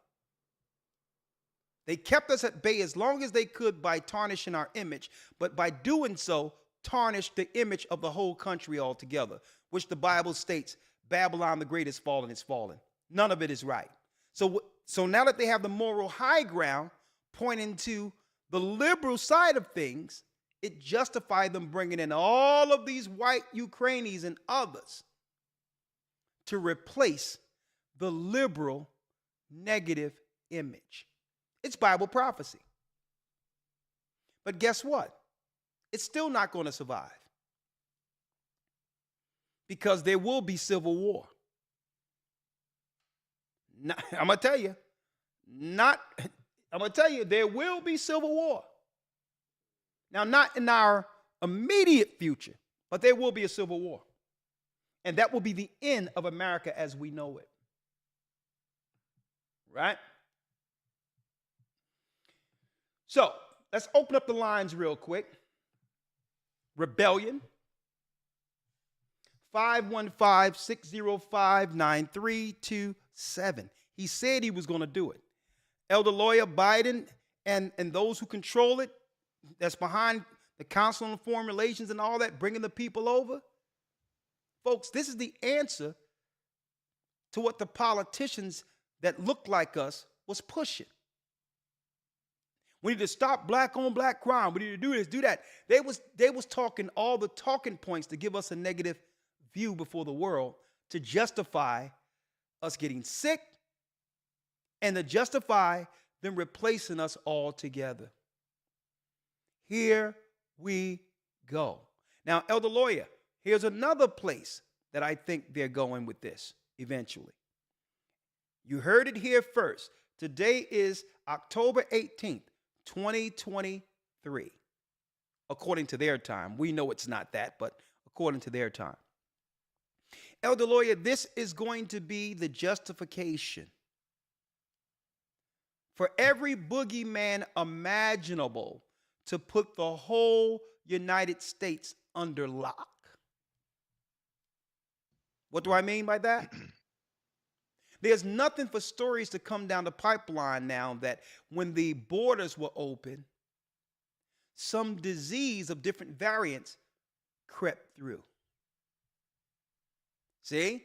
The borders open and some disease came over the border. Now they have justification. Now they got everyone focusing on immigrants. So is no one going to deny that as a possibility? So now that we got a new disease that came through the immigrants we let through, here's the rules. This is what we have to put in place now. Don't be surprised if that move happens. Or don't be surprised if there's a terrorist group that they've been talking about in the news who conveniently snuck through the borders and now threaten American citizens now. And now laws have to be passed in Congress and Senate because of that.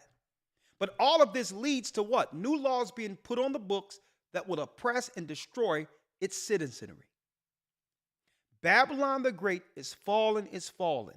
And all you people out there in Chicago, New York, and others, if you're not standing up for your children in front of these schools, making sure they're not being taught sin against God, then you just sit down and say nothing about the people who they have elected to replace you. Because I'm going to tell you, right now, under their political conversations, and I read their white papers, folks, they are justified amongst the political international body to do whatever they want to do to the people in the inner cities. They have justified. Because guess what? None of you went to these major corporations and these major media conglomerates. None of you went there when this movie came out and when these things came out and said, listen, shut this down. My children may run into some of this. Shut it down. We don't want this on TV. Keep this amongst people who want to do it. Now, America is the land of the free, and people have the opportunity to be anything they want. But do that with people who agree with it. And that's what parents should have said. We're not stopping you. We've never stopped a person from doing what they want to do in their own bedroom. It's between them and the person they're dealing with in their God. But this is when you should have been standing up. You're standing up now that the replacements are at the door. Too late. There is no getting back America. I went to an ID place the other day, Elder Lawyer. I went to an ID place because, you know, when you deal with the motor vehicles and all these others. Folks, I'm going to tell you, Eastern Europeans, there was a whole family of Asians who couldn't even speak English. Came from the side and got their identification, a whole family together. I've never seen nothing like this. Usually, you know, you don't go down with the whole family to get ID. That's how I know they just came off of the plane. You know, let me go update my identification, whatever the case is. And then your sister may go, your cousin may go, your son may go, ever so often. They got whole families of East Indians, Asians, and others coming in with whole families getting ID right on the spot, which means it won't be too long before that's the agreement is you must replace our voting block. If we're going to replace you, then we're going to give you the right to vote.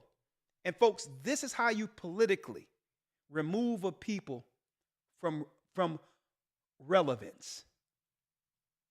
The last time our people could have had a say to do something was the last voting block, even if that could have saved anything. That was the last shot. And this is why, let me tell you, Elder Lawyer, when Ice Cube said something, and when Kanye was saying things, they rallied all the media together to say, nah, you're not supposed to be thinking outside of your controlled liberal thought. The whole political machine rallied. Instagram, Twitter, YouTube, national media. They were like, no. This guy's going to get in the way of our political game. They're asking for something for these people when this is the last time these people will have a voice. We need to finesse this thing, and by finessing it, we won't have to worry about mail-in ballots or anything else after this one.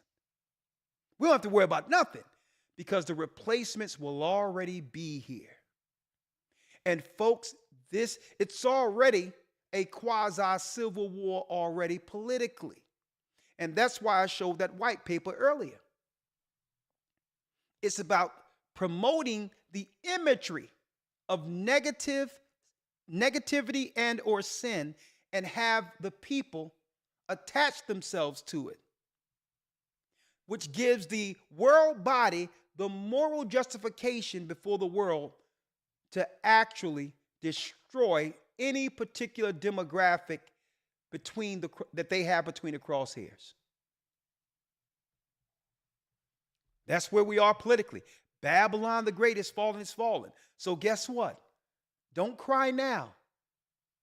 You're not even there for your own children that's being taught, having your son run around in kindergarten with a pink dress on because it's try on a new gender day.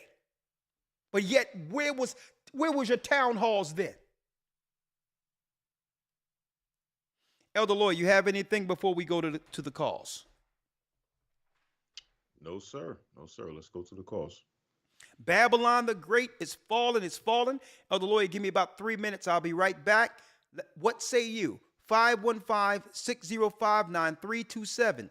All the witchcraft, all the evil, all the bickering, all the fighting against one another, and all of that. Folks, guess what? There's a reckoning. There's a reckoning. And this is where we are right now. And guess what? They're not just looking to replace our people who has the image of immorality. It's their people too. It's their people too. Understand that. I said it before. When you've seen all these basketball players and all this others going on and Kanye West running around with the persona, with the actual image of a Madonna representing white women and all these others. Let me tell you, the straight racists were looking at this and saying, you know what? Those are not our women. Let's get rid of all of this. We're being outnumbered. Even with people deleting their children and all that, we're still dwindling in numbers, and our women don't even want to have our children anymore. Let's finish it all. And then we'll just get them on the other side. When the war starts, we'll get them. We'll get them another way. See? We'll get them. A matter of fact, there's something out there, and guess what? If you want to play basketball, if you want to do whatever you got to do, you got to go with what we all need to be safe. See? They'll get you another way. Okay. Oh, no, if you're going to shoot a basketball, oh, no, Kyrie, oh, no. Oh, Kanye, oh, no. If you want to actually play in our arena, yeah, you're going to have to make sure we're all safe. See? So they're not just going after our people, folks. And the rules of engagements, according to their white papers, is that for any war, it doesn't matter what kind of war, they must have the moral high ground to execute it against what? The enemy. And if they can show you negative against and a threat to society, it justifies the world bodies to come against you. So understand this the next time you're out there sinning and acting a fool. Understand this. The fix is already in. The fix is already in. Elder Lawyer, I'm going to come right back. We're going to answer a few calls, and then we're going to bail out earlier today, all right? Yes, sir. Okay. Because we put together the presentation, what you going to do with it? You can get with this or you can get with that. Babylon no longer exists as it once did. It's over. And the reset happened years ago when they shut everything down and America came back something brand new, and this is what you're looking at, the fall of it. Hold tight, and I'll be right back. I'll be right back. Hebrew and Bible Academy week 4, we're going into Esau and the Arabs, Islam and Christianity. We're going into the history of Esau and Ishmael, the Arabs and the Edomites, who are the Romans, who have always colluded against us. Okay? So you got to watch out when you got the Mujahideen and all these others and Al-Qaeda and all these. What's going on? What's happening? Is both of them playing together? We're going to talk about that in the Academy this coming Sunday. Go to historytimes.org to enroll. I'll be right back. Brothers and sisters, thank you for all your support. This is how you can support us right down right here. We'll be right back with your calls. Shalom. We're living in a world that's rebellious against God. One moment. The Bible. Is it hard to understand? When it comes to reading the Bible, the first thing that comes to mind is the fact that this is the Word of God. The seals have been broken, and the truth is here. And when we go throughout the scriptures, when we go throughout extra biblical records, we find that the language that God employed, that He used to create the heavens and the earth, was the Hebrew language. Christ said, I came for the lost sheep of the house of Israel. But yet no one, no religious leader, no religious church out there anywhere can now identify the 12 tribes of Israel. Can we? God is quite simple, but it seems as if man makes understanding Him hard. What are those mysteries? The truth of your book and the truth will make you free. The Hebrew and Bible Academy, you're invited.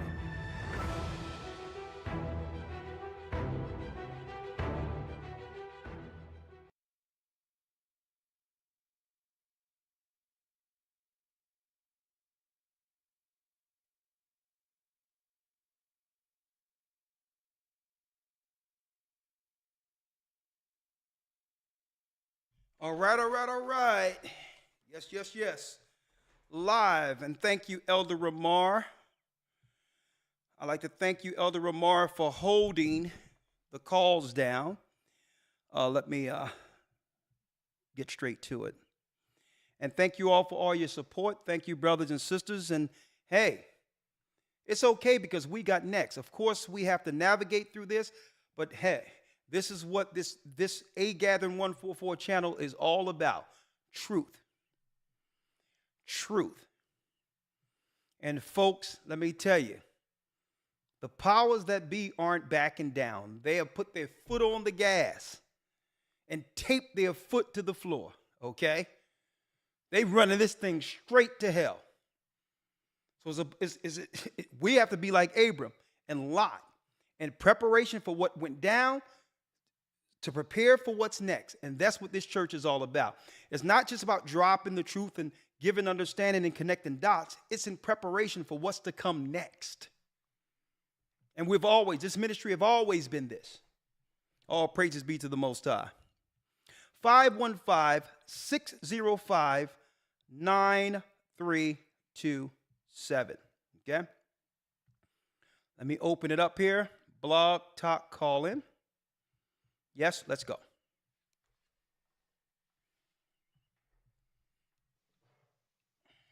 Blog Talk Radio. Welcome to Blog Talk Radio. Please hold and you will be able to listen to the show. All right. I got my switchboard in front of me on this iPad here. Right. Okay, we have Elizabeth. Unmuted. Thank you, Elder Ramar, for unmuting me. All right. We have Elizabeth with a comment. Elizabeth.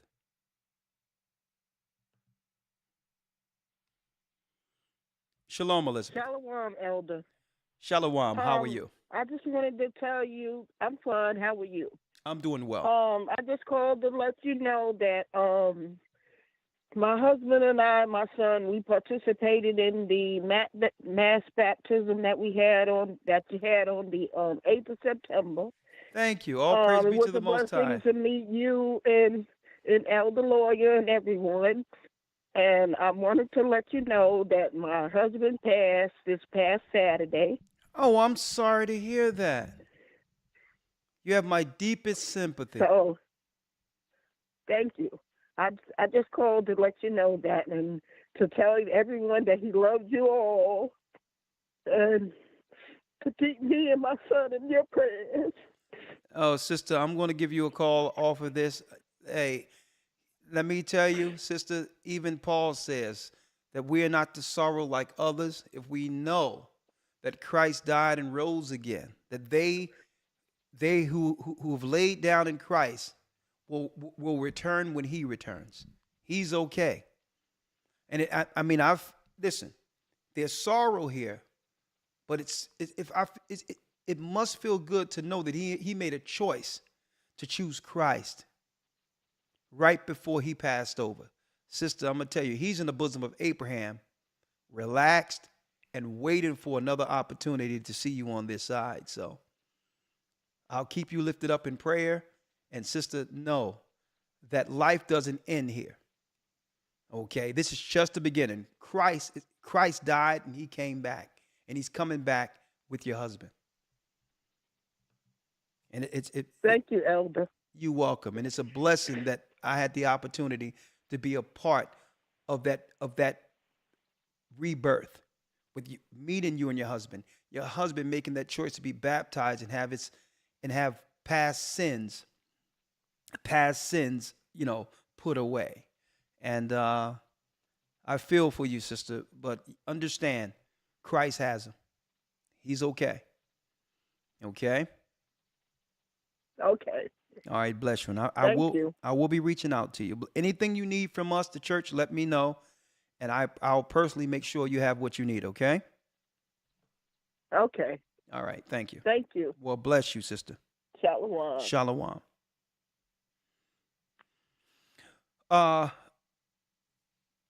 404 area code.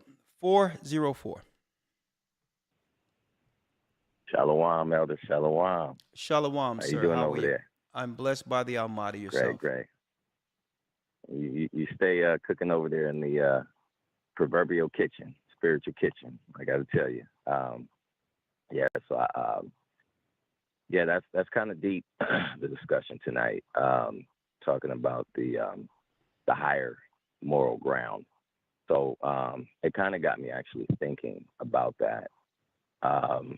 When it comes to the higher moral ground, where the hedge of the Almighty will be relinquished for his people, right? Therefore, the enemy has the fortitude and right to come in and strike, which has been going on. So that also kind of had me thinking about within the laws, statutes, and commandments of the Almighty, so you're familiar with predictive programming, right? Or preemptive programming. Like they kind of have to show through entertainment, what they're going to do to us before they actually take action. You're familiar with that, right? Yes. Okay. Well, I was really thinking about that, and I think that, and I kind of want to hear your take on this. I think that that's actually an association with,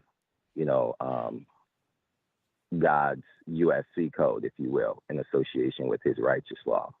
So Satan, even knowing that there isn't anything that he can do without first being or playing within the parameters of God's lawful game, right? So meaning like a warning has to transpire before Satan can take any type of adverse action against, the people, if you will. Yeah, so, it's called in elite circles the lesser magic.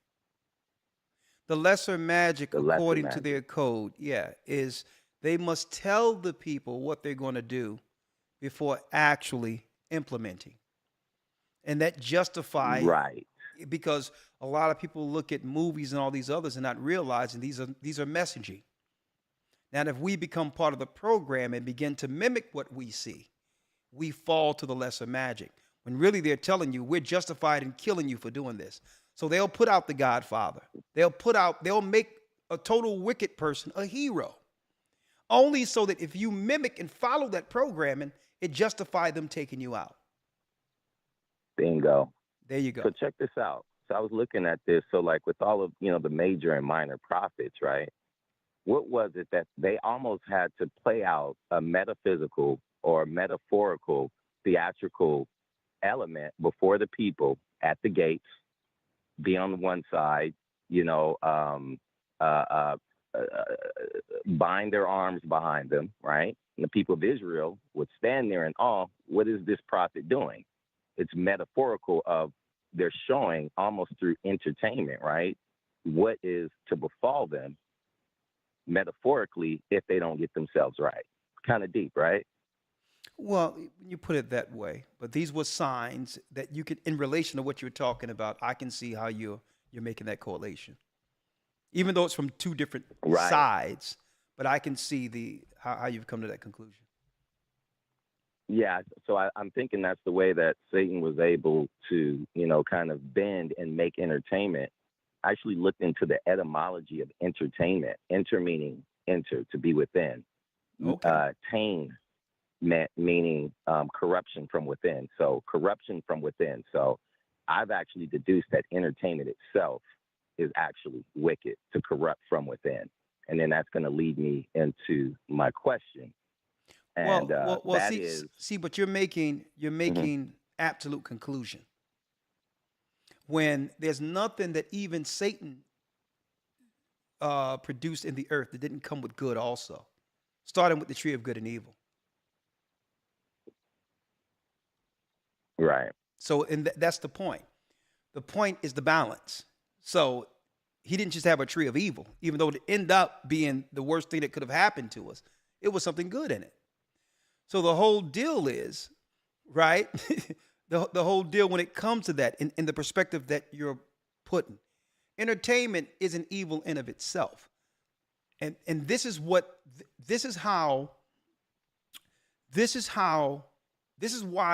they needed to control us when it comes to the entertainment business. Because we got on the wheel and did something different with it. We used it as a what? As a cry before the world when we started singing gospel. When Sam Cooke said a change is going to come, they didn't set up the machine to have people think conscious towards God.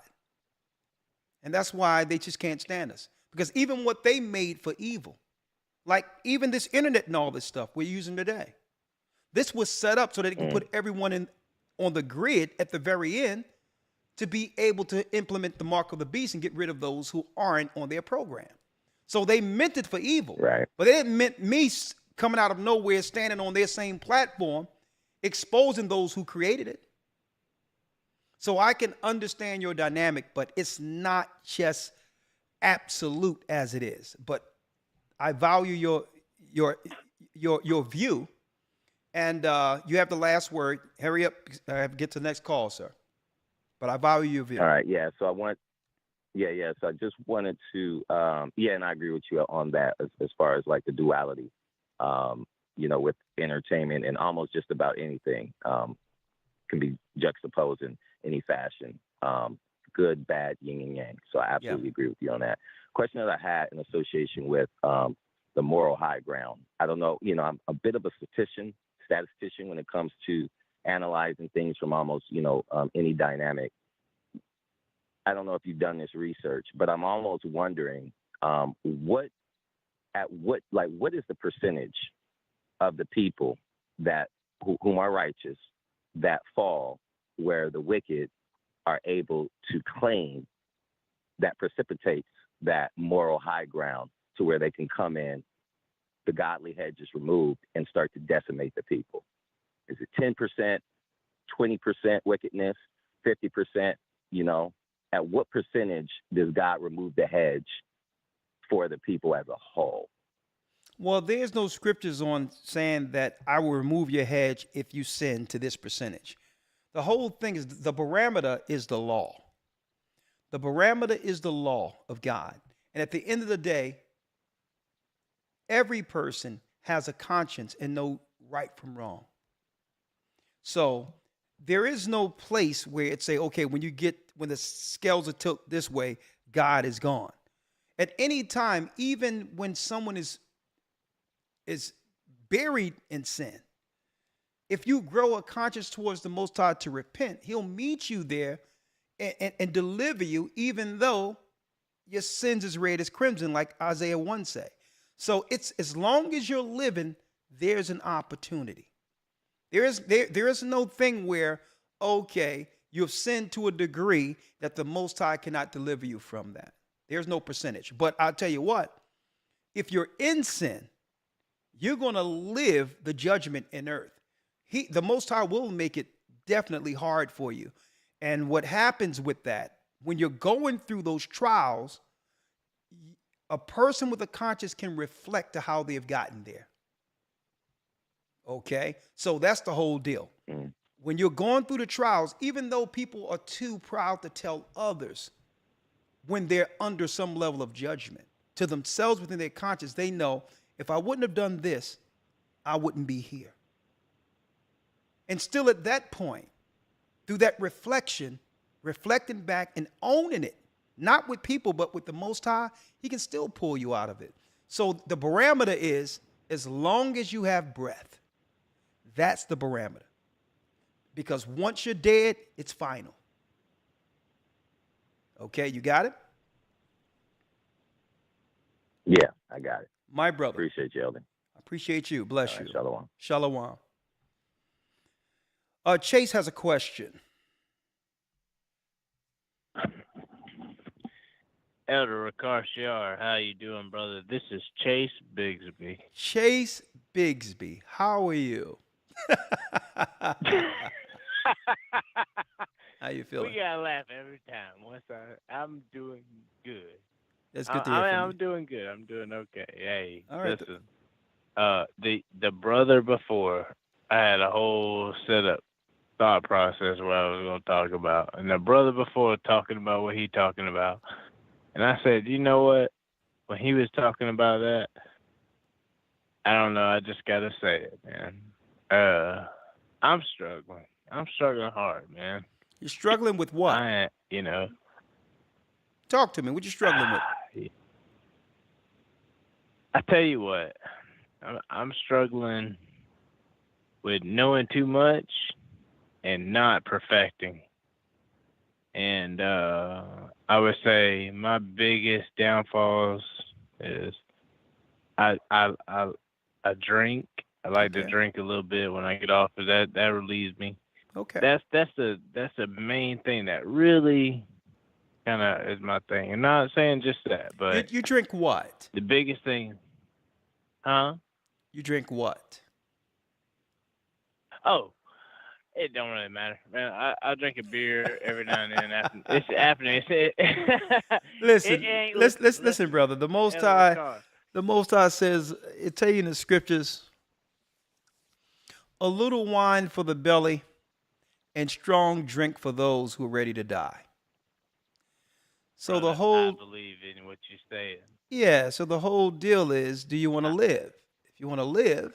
The problem is, do I know better? Listen, I used to love my miniature Festa back in the day, and then it got to where I just sip every now and then. The problem is I like to drink every now and then when I get off work. It's a habit. At the end of the day, what I'm telling you is, I feel guilty about this.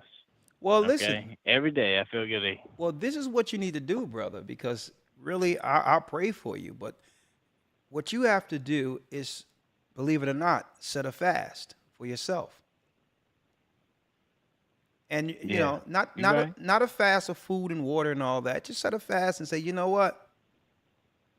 For 2 days, I'm going to go to cold turkey. None of it for 2 days. Can I tell you something? Man? Listen, I think it's to help listeners. Listen. You can, but I'm trying to give you an answer. The same discipline that it takes you to not do it 2 days is the discipline. It's the discipline. Because then, this is why I don't believe in Alcohol Anonymous. Right? Because I understood the psychologist. You need to look into the psychologist who created Alcohol Anonymous. Alcohol Anonymous on the surface seems as if it was something good. But it's a psychology that would have someone identify as their habit until they die. It's a control mechanism. You're not your habit. But they attach you to that habit as if you don't have other habits. And are you identifying as whatever else you do as a habit? So it's a form of control because it keeps you in the spirit of insecurity. Insecurity is what psychiatrists use to actually control people who constantly seek validation. That means you can get a person to do whatever you want them to do by giving them a pat on the head. And that's what happens when you are in the spirit of attaching yourself to a habit. So when you stand up and say, I'm Chase Bigsby and I'm an alcoholic, automatically you've attached your whole being to something shameful. And psychologically, you walk around the world insecure. So so what I'm saying is, I'm not saying that that particular program didn't help people to get off that and the conscience to get a discipline. But the psychology that's wrong about it is one attaching himself to the habit. All right. So the whole deal. So listen to what I'm telling you. Yes, sir. Go ahead. Right? You are stronger than any habit. Aren't you? Yes, sir. And in Christ who strengthened us, we can do all things. Right? That's 100% correct. So instead of standing up and saying, hey, I'm Chase Bigsby, I'm an alcoholic. I'm Chase Bisbee, and I'm within the body of Christ. I'm Christ. He's in me. This is what we need to identify as. And that frees us from the bonds of sin that psychology attaches us to. You got it? I got it. That helps. My brother. My brother, hey. That helps. So I'm gonna tell you this, Chase. I had a plan. So Chase, this is what I need you to do. I need you to sleep. Sir. I need you to sleep it off, and call me tomorrow. Okay. All right. Lord have mercy. I came with a plan of things to talk about with you. Don't worry about it, brother. I 100%. Yeah, I agree with you, man. I appreciate you. Go sleep it off. Yes, sir. All you right. got my number, right? I Please have. call me. I'll call you up. I'll call you up, Chase. All right. Thank you. My brother. I know you will. Thank you, sir. All right, bless my you. brother. All Shalom. Right. Shalom. Gianna has a comment. Shalom, Elder. How are you? Shalom. How are you? Doing well. How are you? I'm blessed by the Almighty. The floor is yours. All praises. I'll keep this pretty brief. I had just wanted to say, a brother a couple calls earlier had mentioned talking about like a moral high ground. Yeah. And I don't know if this is like has changed from different time periods, but I feel like the moral high ground is non-existent now that I'm 21. And I've noticed, like, in school and just being out in the general public and being on social media, people have, like, drastically changed the image they want to portray themselves as online. And some people have even made it known, like, they know we're running out of time. Like, we do not have time to be rebellious, but they still choose to partake in that. Like, I know you've probably seen plenty of I'm gonna just say alphabet people parades, and you're like people on that spectrum. I had seen a man holding a sign that said in all the rainbow colors, "I bet hell is fabulous," and that really made me think about like how exactly how bad things are getting, and to think that they're only going to get worse. Like, wow. Well, sister, I'll tell you, this is the shame part of it, the shameful part of it. I would say the disappointing part of it. As a group, as a community, the moral high ground now is unattainable. That's the sad part about it. It's too many people who are seeking attention and seeking validation and can get this false validation through social media. And because of this, it have turned everyone into individuals. individualism. And when Christ stated, a nation divided against itself cannot stand. So it's unattainable as a group now. It's too late. But it isn't. It isn't unattainable personally. There's like what we seen during the civil rights movement, when we under one movement shut down the United States, will never happen again like that. We had the moral high ground. And you have to understand that their greatest, I would say, psyop that they played on our people is to rally our people together under degenerates as civil rights movement, as civil rights leaders. They intentionally put the low moral as the optics for our civil rights leaders so that the whole earth could see during that George Floyd thing. That's the worst thing that could have happened. So what we had in the civil rights, where you had strong black men, women behind them, children standing together, the majority believed in God, standing for what's right, with not just the earth watching and the people, the citizens of the earth on our side, but the heavens on our side simultaneously. That will never happen again. So now it's about preserving the remnant. You guess what? You cannot save the harlot of Babylon. She don't want to be saved. You got it? Yes, sir. Great points, though. But hey, you're right. But hey, you're in the right place as a 21-year-old young lady making the right choice.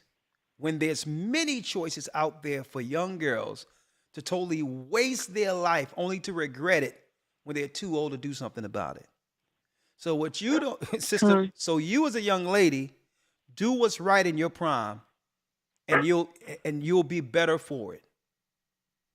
Don't make the mistakes of yesteryears. Okay? Yes, sir. Well, thank you, sister. Bless you, Gianna. All right.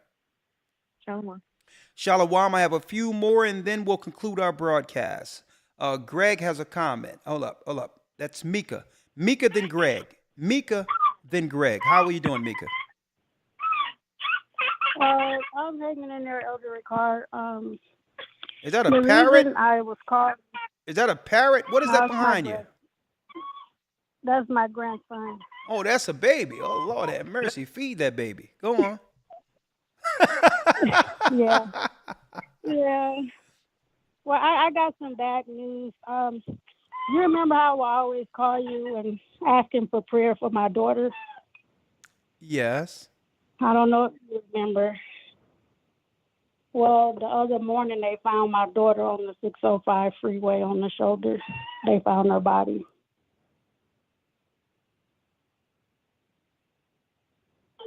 I'm sorry to hear that. And you were really concerned about their lives, the direction they took. I was always calling in, asking for prayer for her. And so now she's no longer with us. They found her what? What happened? It's still under investigation, but it's a homicide, and they said foul play was involved. Sister, I'm sorry to hear that. You have my deepest sympathies. I've always put out prayers for you and your daughters. Where's her father? He's in North California. He doesn't know yet. Are you gonna reach out and tell him as soon as possible? Well, I think he has a different number because I can only wait for him to call me so I could let him know, because I think he has a different number now.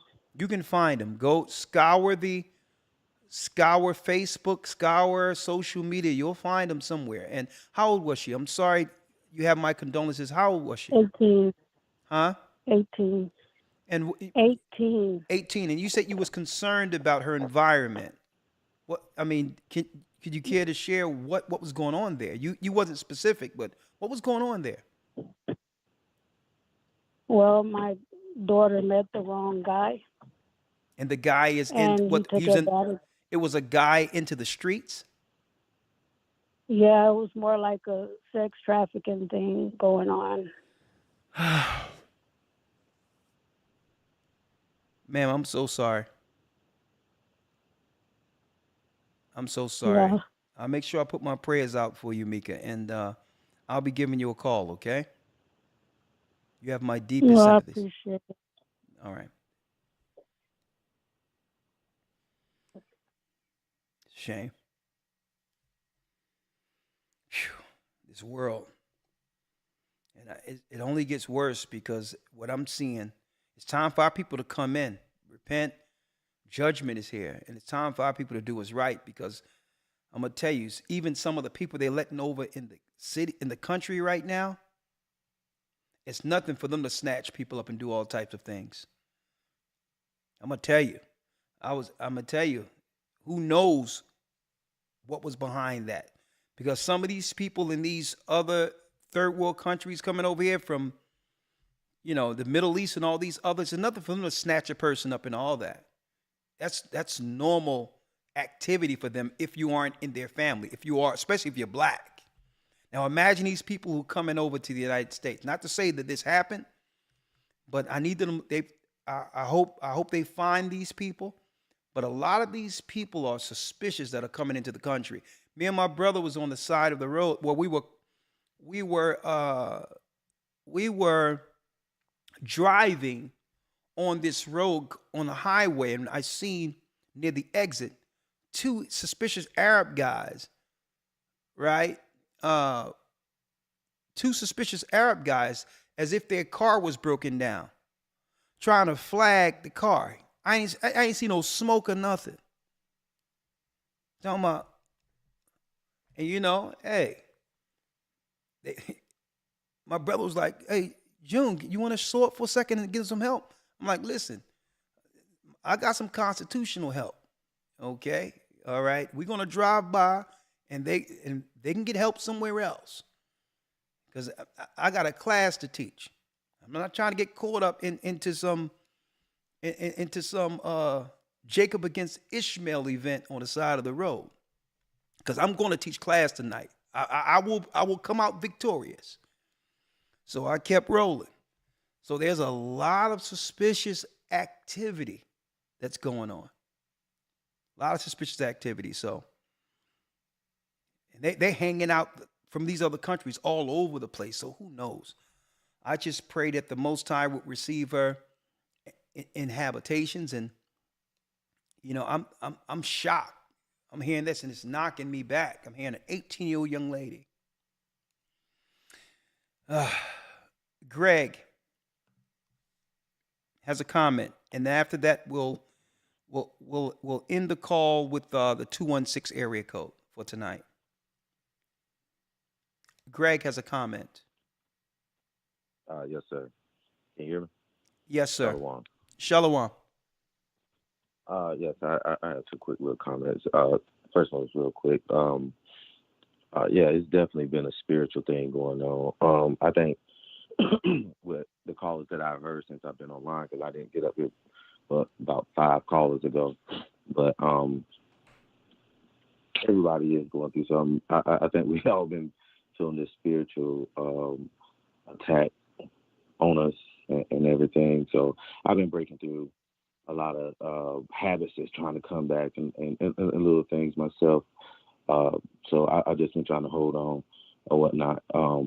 But my other comment was this: since I've been doing a lot of my research on all the old gods and all the people that so-called fell in the Great Deluge and all that, one commonality that I've seen in every culture, from the Zen dynasty, everybody, they all have a prophecy that this evil was going to get vanished. And it gave me a great joy that, God has been prophesying his great work from the beginning. I know other people may look at it like, I think you were saying in one of your shows a couple weeks ago how they keep denying God. Everything they do, they deny God. And that's what they do. They'll say stuff like, well, the Hebrews, we stole this from them. But when you read our records compared to their records, it's the same. They're telling you that this great God that they refuse is gonna do something about all this wickedness and all this hard labor that we have to go through. And I just want to tell everybody, man, just hold on. You know what I mean? Yeah. And because I'm trying to hold on. You know what I mean? But I've been seeing comparison. I got the graphs, all the, when y'all be going through the timelines and everything, they got the timelines. But we as Hebrews, we keep up with our dates through our God, understanding that Abraham, growing up the way he did, understood all of that, and he brought that down to our descendants. And now we here, and we got to keep that mantle going of this truth and this belief. And it's been giving me so much fire, and it's been pulling me away from this world by just understanding that, the Most High gave us this knowledge. And I mean, that's the oracle of truth, and it's a pearl that I just cannot let go.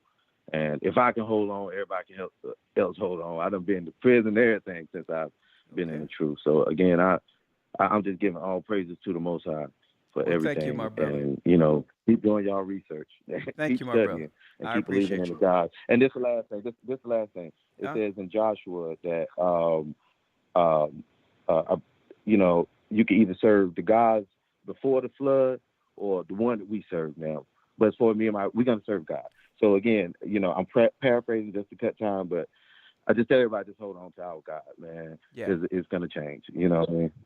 Thank you, my brother. Hey, we all are holding on, and we're not just holding on. We're battling.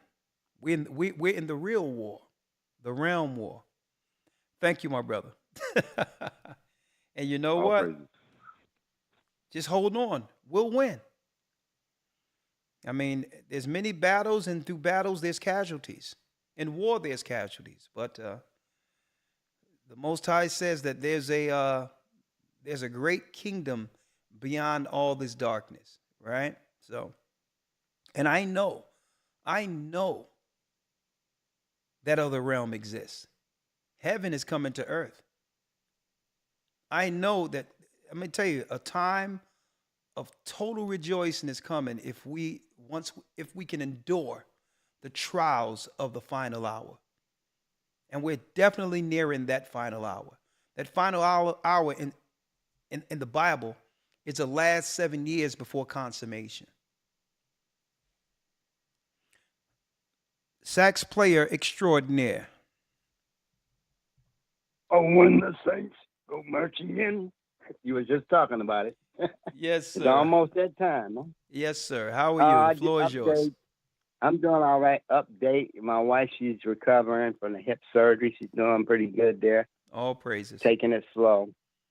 But the other day, I told my mother, she's 93. So all of a sudden, she just starts talking to me and asked me, "Oh, do you know that Hebrew Israelite group?" Because, my niece, she went with her husband and took off and went and sold everything they had and went to Egypt. And they haven't heard from her in 2 years. Well, there's no Hebrew Israelite group with us doing that. So I know that. Because I was just wondering why they were so standoffish with me. And they never told me. It's my 93-year-old mother told me about that the other day, because I was trying to help her out about them scams that they be doing with the older people. Hey. And she just came out and said that. And I'm like, hey, some brother, guy, it was on. If it's the guys I think it is, right now, whoever went over there is being held by their ankles, being shook until there's nothing left. So they're going to come back with rabbit ears. If it's the guys I think that's over there that she linked into. You know what I mean? Some guy that was on the internet there that was up there with these glasses and his eyes was bucking out his head. He was our nationality, and he was up there showing pictures, and stuff, and pointing to it and start trying to talk about verses and stuff like that. And then I told my brother, I said, that's the last place you want to go. Didn't the Most High God take us out of Egypt? Why would you go back there? Well, there will be safe places in Egypt. Egypt is one of the places we'll be gathered out of, but some of these shady characters that are over there, I mean, you're talking about one guy over there talking about he looking at the moon to figure out when the Sabbath coming. So, oh Lord. So I don't know. She ran into one of these. It's so many doctrines over there. Yeah. People in Cairo and other areas. You know, there's a lot of weirdos that got the spirit of Beelzebub in them, and what they try to do is tether themselves to this church to say, "Yeah, flee, flee, flee," and the next thing you know, you walking around asking, "Who hands in my pocket?" So. Yeah, but it's listen, not like her. Listen, what I'm saying is I've totally separated myself from all of that thing, and I'm like, nah. It's everyone trying to attach themselves to us. But at the end of the day, my brother, here's the reality. These are grown people. Yeah. So when someone she's 24. Yeah, but it's still, she's grown.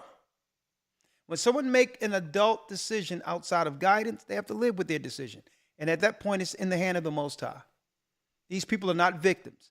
Let me tell you, a lot of people, like I said, a sister that didn't listen to us years ago came through Philadelphia and say, well, the Lord told her to flee and all this. And she disappeared, her husband looking for her.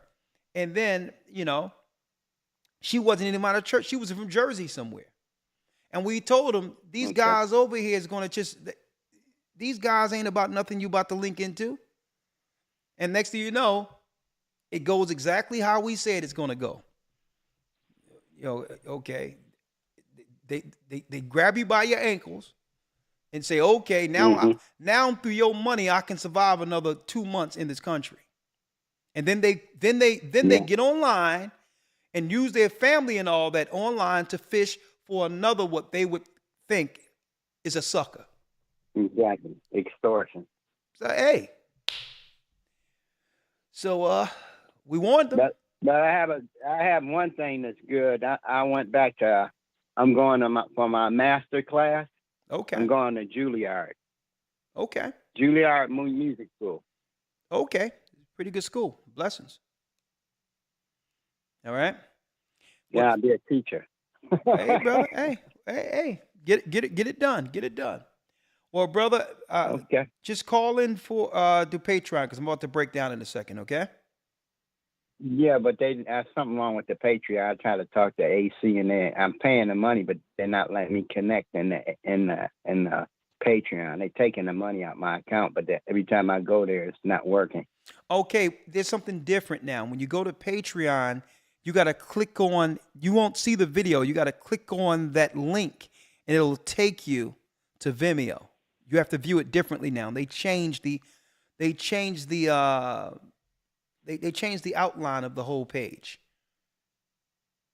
Okay. So you're not going to be able to see it like you've seen it before. You'll see the title, but then you have to click and it'll take you to Vimeo and you'll see us live.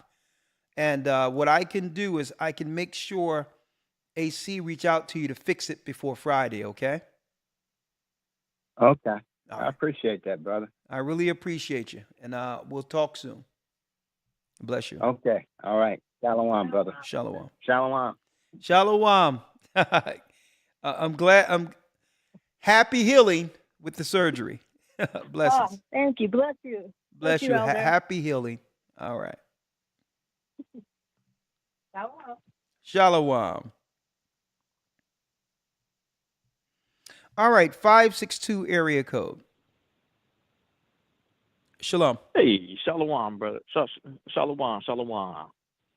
Shalom. You're our last call for tonight, sir. Floor is yours. Awesome. This is Brother Maine here in Northern California. I have a question. Yes. Would you be able to break down Isaiah 11 and 16 for me, please? I just want to see if I'm on the same page. Tell me what you've assessed. Okay. What have you concluded? The word says that No, tell me what have you concluded from Isaiah 11 and 16?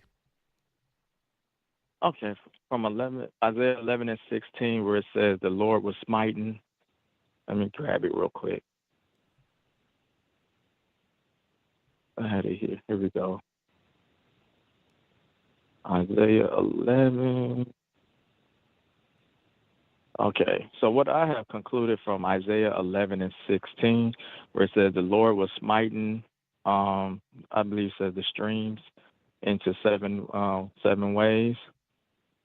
Okay, let me get Says, there. and there shall. Yeah, what have you concluded though? Okay, I'm sorry.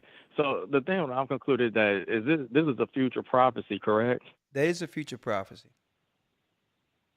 Okay. I'm just saying that this was a future prophecy and that this is where the Most High is going to deliver his remnant from, I believe, the seven kingdoms, how we're from all over the nation or all over the world. That's just where I am. And Well, that maybe that is correct. It tell you that again, right? And this is going to happen really after the war against Africa. Our people are going to begin to run on dry shod, including the Nile River that will soon be dried up. So this is how a lot of us are going to get into the wilderness. And at that point, the Most High is going to put a wall around us. And at that point, all of the soldiers that were chasing us is going to stop. They're not going to be able to go past that area. It's stated, and the Lord shall utterly destroy the tongue of Egypt. If you look at the bottom of Egypt, you'll see a tongue here. You'll see Shamal Sheikh, and you'll see Hurghada. And you'll see right there at the tongue, and it borders Saudi Arabia, where the original Mount Sinai is till this day. They can't do anything in that area knowing that that's a gate between heaven and earth. The same 12 pillars that was there that Joshua and others that was in the camp was able to pitch for each tribe is still there till this day. And that will be the area again that the remnant of Israel will be gathered to. Some will go through the streams and others will be moved through portals who aren't in that proximity. And this is where the remnant will meet before the final purging. At that point, 2/3 of those in that area will be destroyed. There will be a rebellion in the wilderness, and that will be the last, that'll be the 2/3 that's cut off and die. And only 1/3 will enter in with Christ into the kingdom. And these are they who will produce children and reprocreate the new kingdom of Israel. Okay? Yes, sir. Yes, sir. And would a precept to that also be in Deuteronomy? I believe Deuteronomy 28, where nah, he was 28 and 7. Nah. Okay. Deuteronomy 28 is speaking specifically of the blessings and the curses. Right? What you would link to this is more so where it goes into where it goes into us being gathered out of the nations we're scattered. Okay? Being gathered out of those nations. Okay? Let me show you what I'm saying.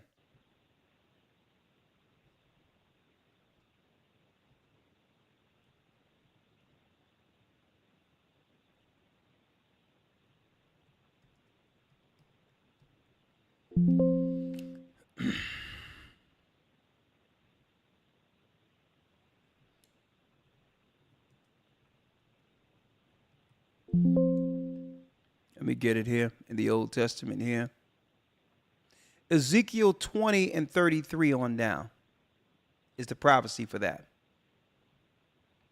All right? Ezekiel 20 and 33 to 38. All right? Yes, sir. All right, my brother. Yes, have a Ezekiel good night. 20 and 33. Ezekiel 20, 33 through 38. All right? Okay.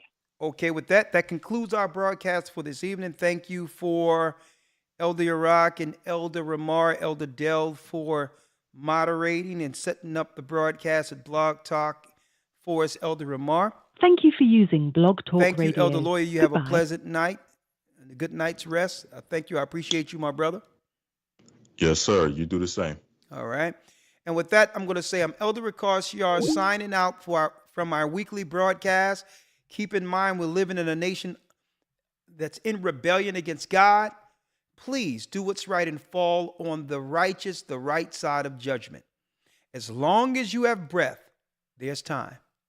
Do not fall with this rebellious nation. And again, if you want to support Israel, that's who we are. We're the children of Israel, and we're back. There's no reason to look any other place when it comes to supporting the lost tribes of Israel. We're right before you. We're the Israelites, we're back, and soon we'll see Zion. Have a great night. May the Most High be with you. Stay prayed up, sin not, and keep in mind the Most High is calling back the lost tribes of Israel. To the Jews, the Israelites, and the Gentiles in Christ, blessings. Our kingdom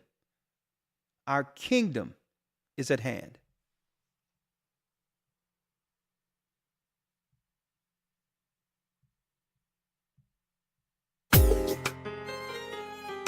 Good night.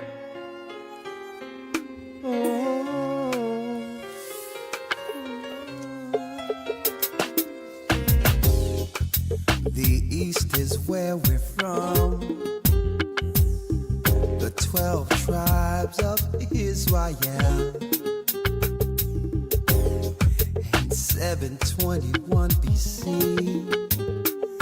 the Assyrian king, he took us down, we fell. With a great escape, we went through the Euphrates. The Lord held the water still. To a land where no mankind dwelt, we went. The 12 tribes of Israel. That's who we be. Manasseh, the Cubans, Ephraim from Puerto Rico, Naphtali from the Isles of Hawaii. The Lord is calling back Israel. Zebulun from Panama, Gad, the North American Indians, Simeon, the Dominicans. Our highest gathering Israel. The Arabs and Africans told us. At gunpoint. Together our wives and children then sold us. In the belly of these great ships we traveled in fear. By the rivers of Babylon we found our brothers here. A high gatherer. Asher in Colombia. Reuben from Australia. Issachar, the Mexicans. A highest gathering Israel. Judah, the Negroes. Benjamin, the West Indians. Levi, the Haitians. A highest gathering Israel.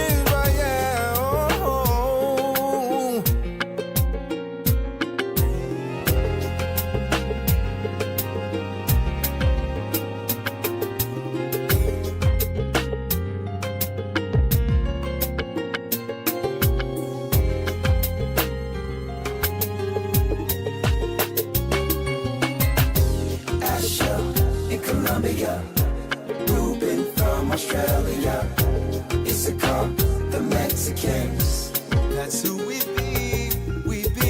Judah, the Negroes, Benjamin, the West Indians, Levi, the Haitians,